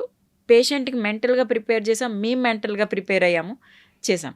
ఇవన్నీ కూడా ఈ చాలా చాలా ఈ స్టోరీస్ అన్నీ విని వాళ్ళు బాధపడుతూ ఉండి ఎండోమెట్రోసిస్ రిలేటెడ్ ప్రాబ్లమ్స్తో వచ్చి తర్వాత మాకు పెయిన్ ఫ్రీ లైఫ్ లీడ్ చేస్తున్నాము అవన్నీ చెప్తుంటే చాలా హ్యాపీగా అనిపిస్తుంది. కానీ at the time of surgery చేస్తున్నప్పుడు మాత్రం ఎవ్రీడే టక్ టక్ టక్ టక్ కొట్టుకుంటూనే ఉంటుంది అనమాట. అంటే ఇదంతా బాగా జరిగితే బాగానే ఉంటుంది. వాళ్ళ పొరపాటున ఏదైనా కాంప్లికేషన్ అయిందనుకోండి, కొంతమంది కరెక్ట్గా తీసుకుంటారు, కొంతమందికి అర్థం కాదు. మీ సిట్యువేషనే మీ డిసీజే అట్లాంటిది అంటే అర్థం కాదు. అండ్ ఇదొక కొన్ని కాంప్లికేషన్స్. కొంతమంది పేషెంట్స్ అయితే మల్టిపుల్ బిగ్ ఫైబ్రాయిడ్స్, ఇంకా మరీ దారుణమైన కేసు ఏంటంటే మొన్న ఒక 5 months బ్యాక్ 34-year-old గర్ల్ వాళ్ళ ఫియాన్సీని పట్టుకొని వచ్చింది. అసలు ఇంత పెద్ద ఇక్కడికి ఫైబ్రాయిడ్, ఇక్కడికి మల్టిపుల్ ఫైబ్రాయిడ్స్. అసలు వాడు ఎంత మంచోడంటే పాపం అతనే దగ్గరుండి సర్జరీ చేయించినాడు. అసలు పేషెంట్ అయితే at the time of surgery ఆ బ్లడ్ లాస్కి అదంతా కూడా ఒక టైంలో కొలాప్స్ అవుతుందేమో అని అనుకున్నాం. కానీ మాకు ఎక్విప్మెంట్ అట్లా ఉంటుంది, బ్లడ్ సపోర్ట్ కూడా అట్లా ఉంటుంది. కాబట్టి దగ్గర 79 ఫైబ్రాయిడ్స్, 79 ఫైబ్రాయిడ్స్ ఇన్ని మేము ఫోటోలు కూడా పెట్టినాము. 79 ఫైబ్రాయిడ్స్ లెక్క పెట్టి కూడా పెట్టినాం. 79 ఫైబ్రాయిడ్స్ తీసి మళ్ళీ యూట్రస్ రీకన్స్ట్రక్ట్ చేసి పెట్టాం. We are crossing our fingers. ఒక 6 months గ్యాప్ ఇస్తే ఆ యూట్రస్ రీకన్స్ట్రక్ట్ అవుతుందా లేదా, అసలు ఆ యూట్రస్ మళ్ళీ ప్రెగ్నెన్సీకి వెళ్తుందా లేదా, అసలు ఆమె ఎంతసేపటికి నేను బాగానే ఉన్నా, ఎందుకు లావ్ అవుతున్నాను, ఎందుకు పొట్ట వస్తుందనే ఆలోచిస్తుంది తప్ప నేను వెళ్ళి చెక్ చేయించుకోవాలనే ఆలోచనే లేదు ఆమెకి. Many times. మాది ఒక వీడియో ఉంటుంది. ఇంకొక అమ్మాయి అయితే పాపం నేను కూర్చొని చదువుకుంటున్నాను కాబట్టి నేను వెయిట్ పుట్ ఆన్ అవుతున్నానని అనుకుంది. కానీ సమ్టైమ్స్ ఒకరోజు చాలా చాలా డిస్కంఫర్ట్ వచ్చింది ఆమెకి. డిస్కంఫర్ట్ వచ్చి డాక్టర్ దగ్గరికి వెళ్ళినప్పుడు పొట్ట నొప్పి వచ్చిందని అన్నప్పుడు పొట్ట ఆబ్వియస్గా డాక్టర్ చూస్తాడు కదా ఎక్కడ నొప్పి అని. ఆయనకి చూస్తే ఇక్కడ పొట్ట నొక్కుతుంటే వెళ్ళట్లేదు, ఏందరా వెళ్ళట్లేదు అని చూస్తే ఆయనకి ఏదో కొంచెం తేడాగా అనిపించింది. అప్పుడు పోయి చూస్తే ఆమెకి ఎంత 34 centimeter ఒవేరియన్ సిస్ట్ ఉంది. 34 centimeter ఒవేరియన్ సిస్ట్ ఉంది అని అప్పుడు ఆమె చిన్న అమ్మాయి పాపం 18-year-old గర్ల్ మెడిసిన్కి ప్రిపేర్ అవుతుంది. మళ్ళీ మెడిసిన్కి ప్రిపేర్ అవుతుంది. ఎప్పుడు మొన్న మెడిసిన్ ఎగ్జామ్ నీట్ ఎగ్జామ్ అయినప్పుడు నెక్స్ట్ డే రాశాను. నీట్ కాదు, ఇంటర్మీడియట్ ఎగ్జామ్స్ అయిపోయిన తర్వాత నా దగ్గరికి ఎగ్జామ్స్కి ముందర వచ్చింది. నువ్వు ముందు ఎగ్జామ్స్ రాసి ఇన్ని రోజులు ఉండింది, 4 రోజుల్లో ఏమవ్వదు అని ఎగ్జామ్స్ రాసిన తర్వాత నెక్స్ట్ డే చేశాము. అండ్ దేర్ ఆల్సో ఓవరీ మొత్తం ఏదైతే సిస్ట్ ఉందో సిస్ట్ మొత్తం ఫ్లూయిడ్ తీసి ఆల్మోస్ట్ 6.5 liter ఫ్లూయిడ్ ఉంది దాంట్లో. 6.5 liter ఫ్లూయిడ్ మొత్తం సిస్ట్ వాళ్ళు తీసి ఓవరీని రీకన్స్ట్రక్ట్ చేసి మళ్ళీ రాకుండా ఓవరీని ఫిక్స్ చేసినాం. సో ఇవన్నీ కూడా ఒక స్టేజ్కి వెళ్ళిపోతే you will get all these sort of complicated cases. ఒక స్టేజ్లో నాకు ఒక 2 rooms ఉంటాయి, పక్కన రూమ్స్. మా హాస్పిటల్లో ఒక 2-3 డాక్టర్స్కి అట్లా పక్కన రూమ్స్ ఉంటాయి. ఎందుకంటే ఈ పేషెంట్ బెదరు కొడితే ఆ పేషెంట్కి అక్కడికి వెళ్తే అట్లా పరుగులు పెడుతూ చూస్తూ ఉంటాం అనమాట. సో ఇంత పెద్ద టీం హ్యాండిల్ చేస్తున్నా కానీ ఒక్కొక్కసారి నా ఫోన్ నెంబర్ ఎవరికి దొరకదు. చాలా వరకు ఐ హ్యాండిల్ ఇట్. వాళ్ళు ఏం ఎక్స్పెక్ట్ చేస్తారంటే వాళ్ళు ఏదో మిడ్నైట్లో ఏదో పెయిన్ వచ్చి వాళ్ళ హాస్పిటల్కి వస్తే నేను మిడ్నైట్ వెళ్ళాలని అనుకుంటాను. వాళ్ళ వరకు నేను ఒక్కదాన్నే డాక్టర్, నాకు 100 మంది పేషెంట్స్. కరెక్ట్. అది అర్థం కాదు వాళ్ళకి. ఒక థాట్ అనిపిస్తుంది, యూ నీడ్ టు అండర్స్టాండ్. ఒక్కొక్కసారి రాస్తారు, కొన్ని బ్యాడ్ కమెంట్స్ రాస్తారు, వీ డోంట్ బాదర్. అవన్నీ నువ్వు నన్ను తిట్టినా పర్వాలేదు, నాకేం ప్రాబ్లం లేదు, నాకు వచ్చే నష్టం లేదు. But I will be feeling bad if something happens to you because of my negligence. నా నెగ్లిజెన్స్ వల్ల నీకు ఏదైనా అయితేనే నేను బాధపడతా. అంతేగాని నిన్ను ఎంటర్టైన్ చేయలేదనో, నిన్ను ప్యాంపర్ చేయలేదనో, నీకు ముద్దులు పెట్టలేదనో నువ్వు నన్ను తిడితే నేను అస్సలు పట్టించుకోను. అది అసలు క్వశ్చన్, అవుట్ ఆఫ్ క్వశ్చన్. అసలు నేను క్యాటర్ చేయలేను అంతమందికి కూడా. సో నాకు ఈ ఒక పక్క 4-5 సర్జరీలు థియేటర్స్లో అవుతున్నాయి అంటే నేను కిందన ఓపీడీ చూస్తే ఎట్లా మేనేజ్ చేస్తాం? అదంతా కష్టం. అవన్నీ చెయ్యాలి అని అంటే బ్యాక్గ్రౌండ్ సపోర్ట్ చాలా స్ట్రాంగ్గా ఉండాలి. మా అత్తయ్య మా మామయ్య అట్లా చూస్తారు కాబట్టి I'm lucky to have them. నాకు వర్కర్స్ ఉంటారు, నాకు హెల్పర్స్ ఉంటారు. అండ్ దట్టు నేను ఐ కీప్ ఆన్ ట్రావెలింగ్. అన్ని కంట్రీస్కి వెళ్తాను, ఆఫ్రికన్ కంట్రీస్కి వెళ్తాను, అక్కడ సర్జరీస్ చేస్తాను. శ్రీలంక వెళ్తాను, సర్జరీస్ చేస్తాను. దుబాయ్ వెళ్తాను, స్టిమ్యులేషన్స్ చేసి వస్తాను. లైక్ యూకే, వీటన్ని ఇంటర్నేషనల్ ప్రాక్టర్ కాబట్టి అన్ని కంట్రీస్కి వెళ్తాం. సో ఇవన్నీ పిల్లల్ని వదిలి వెళ్తూ ఉంటాను. వాళ్ళు నాకు అతుక్కుంటారు డెఫినెట్గా పిల్లలు అన్నది. కానీ వాళ్ళకి ఎప్పుడు కూడా మా అమ్మ ఉంటే నాకు ఇది జరుగుండేదేమో అని ఎప్పుడు ఫీల్ కాలేదు. నాకు నా ఫ్యామిలీ బ్యాక్గ్రౌండ్ కానీ నాకు సిస్టమ్ కానీ దేవుడు అట్లా ఇచ్చేసినాడు అంతే. మా మరిది పిల్లలు ఉంటారు, వాళ్ళిద్దరు, వాళ్ళు 2 ఆడపిల్లలు. వాళ్ళందరూ చాలా హ్యాపీగా కంఫర్టబుల్గా ఉంటారు. మా హస్బెండ్ కానీ వాళ్ళందరికన్నా నేనే బలాదూర్ తిడుతూ ఉంటాను కానీ but I never felt like నాకు ఇది ప్రాబ్లం. వాళ్ళని మీరు మిస్ అవుతారు కానీ మిమ్మల్ని వాళ్ళు మిస్ అవ్వరు. అది కరెక్ట్ మీరు చెప్పింది అంతే. ఎప్పుడు మా అత్త మామయ్య కానీ మా హస్బెండ్ కానీ మా మరిది వాళ్ళు ఎవరైనా ఈమె లేదు అన్నది గ్యాప్ కనిపించినవ్వలేదు వాళ్ళు ఎప్పుడు. So very lucky ma'am. So as we today I dream women ప్రేక్షకులు ముఖ్యంగా మీ బిజీ షెడ్యూల్ నుండి మా జమ్మునాథ్ మిమ్మల్ని పట్టుకోవడం, మా ఆడియన్స్ కోసం మీరు సో మెనీ క్వశ్చన్స్కి రైట్ఫుల్ అండ్ థాట్ఫుల్ ఆన్సర్స్ ఇవ్వడం. Thank you so much for joining us. Thank you. Thank you. And for more videos, Please subscribe to iDream. Please subscribe to iDream. Please subscribe iDream. And please subscribe to iDream. For more videos, subscribe to iDream. please like, share, and subscribe to the channel. Congratulations, iDream. Subscribe to iDream. Subscribe to iDream. So subscribe to iDream Media. iDream ki iDream team andarki huge congratulations. Please subscribe iDream Media. Please subscribe to iDream. Subscribe iDream. Please subscribe to iDream. iDream అంటే నా కళల ఛానల్ను subscribe చేసుకున్న నోరు తిరుగుతలేదు, మీరైతే గంట గుర్తు కొట్టండి. For more such videos, please subscribe to iDream. Subscribe to iDream. Please subscribe to iDream. Please subscribe iDream Media. Please do subscribe to iDream. Please subscribe to iDream Media. For best entertainment and information, please subscribe iDream. And don't forget to subscribe to iDream.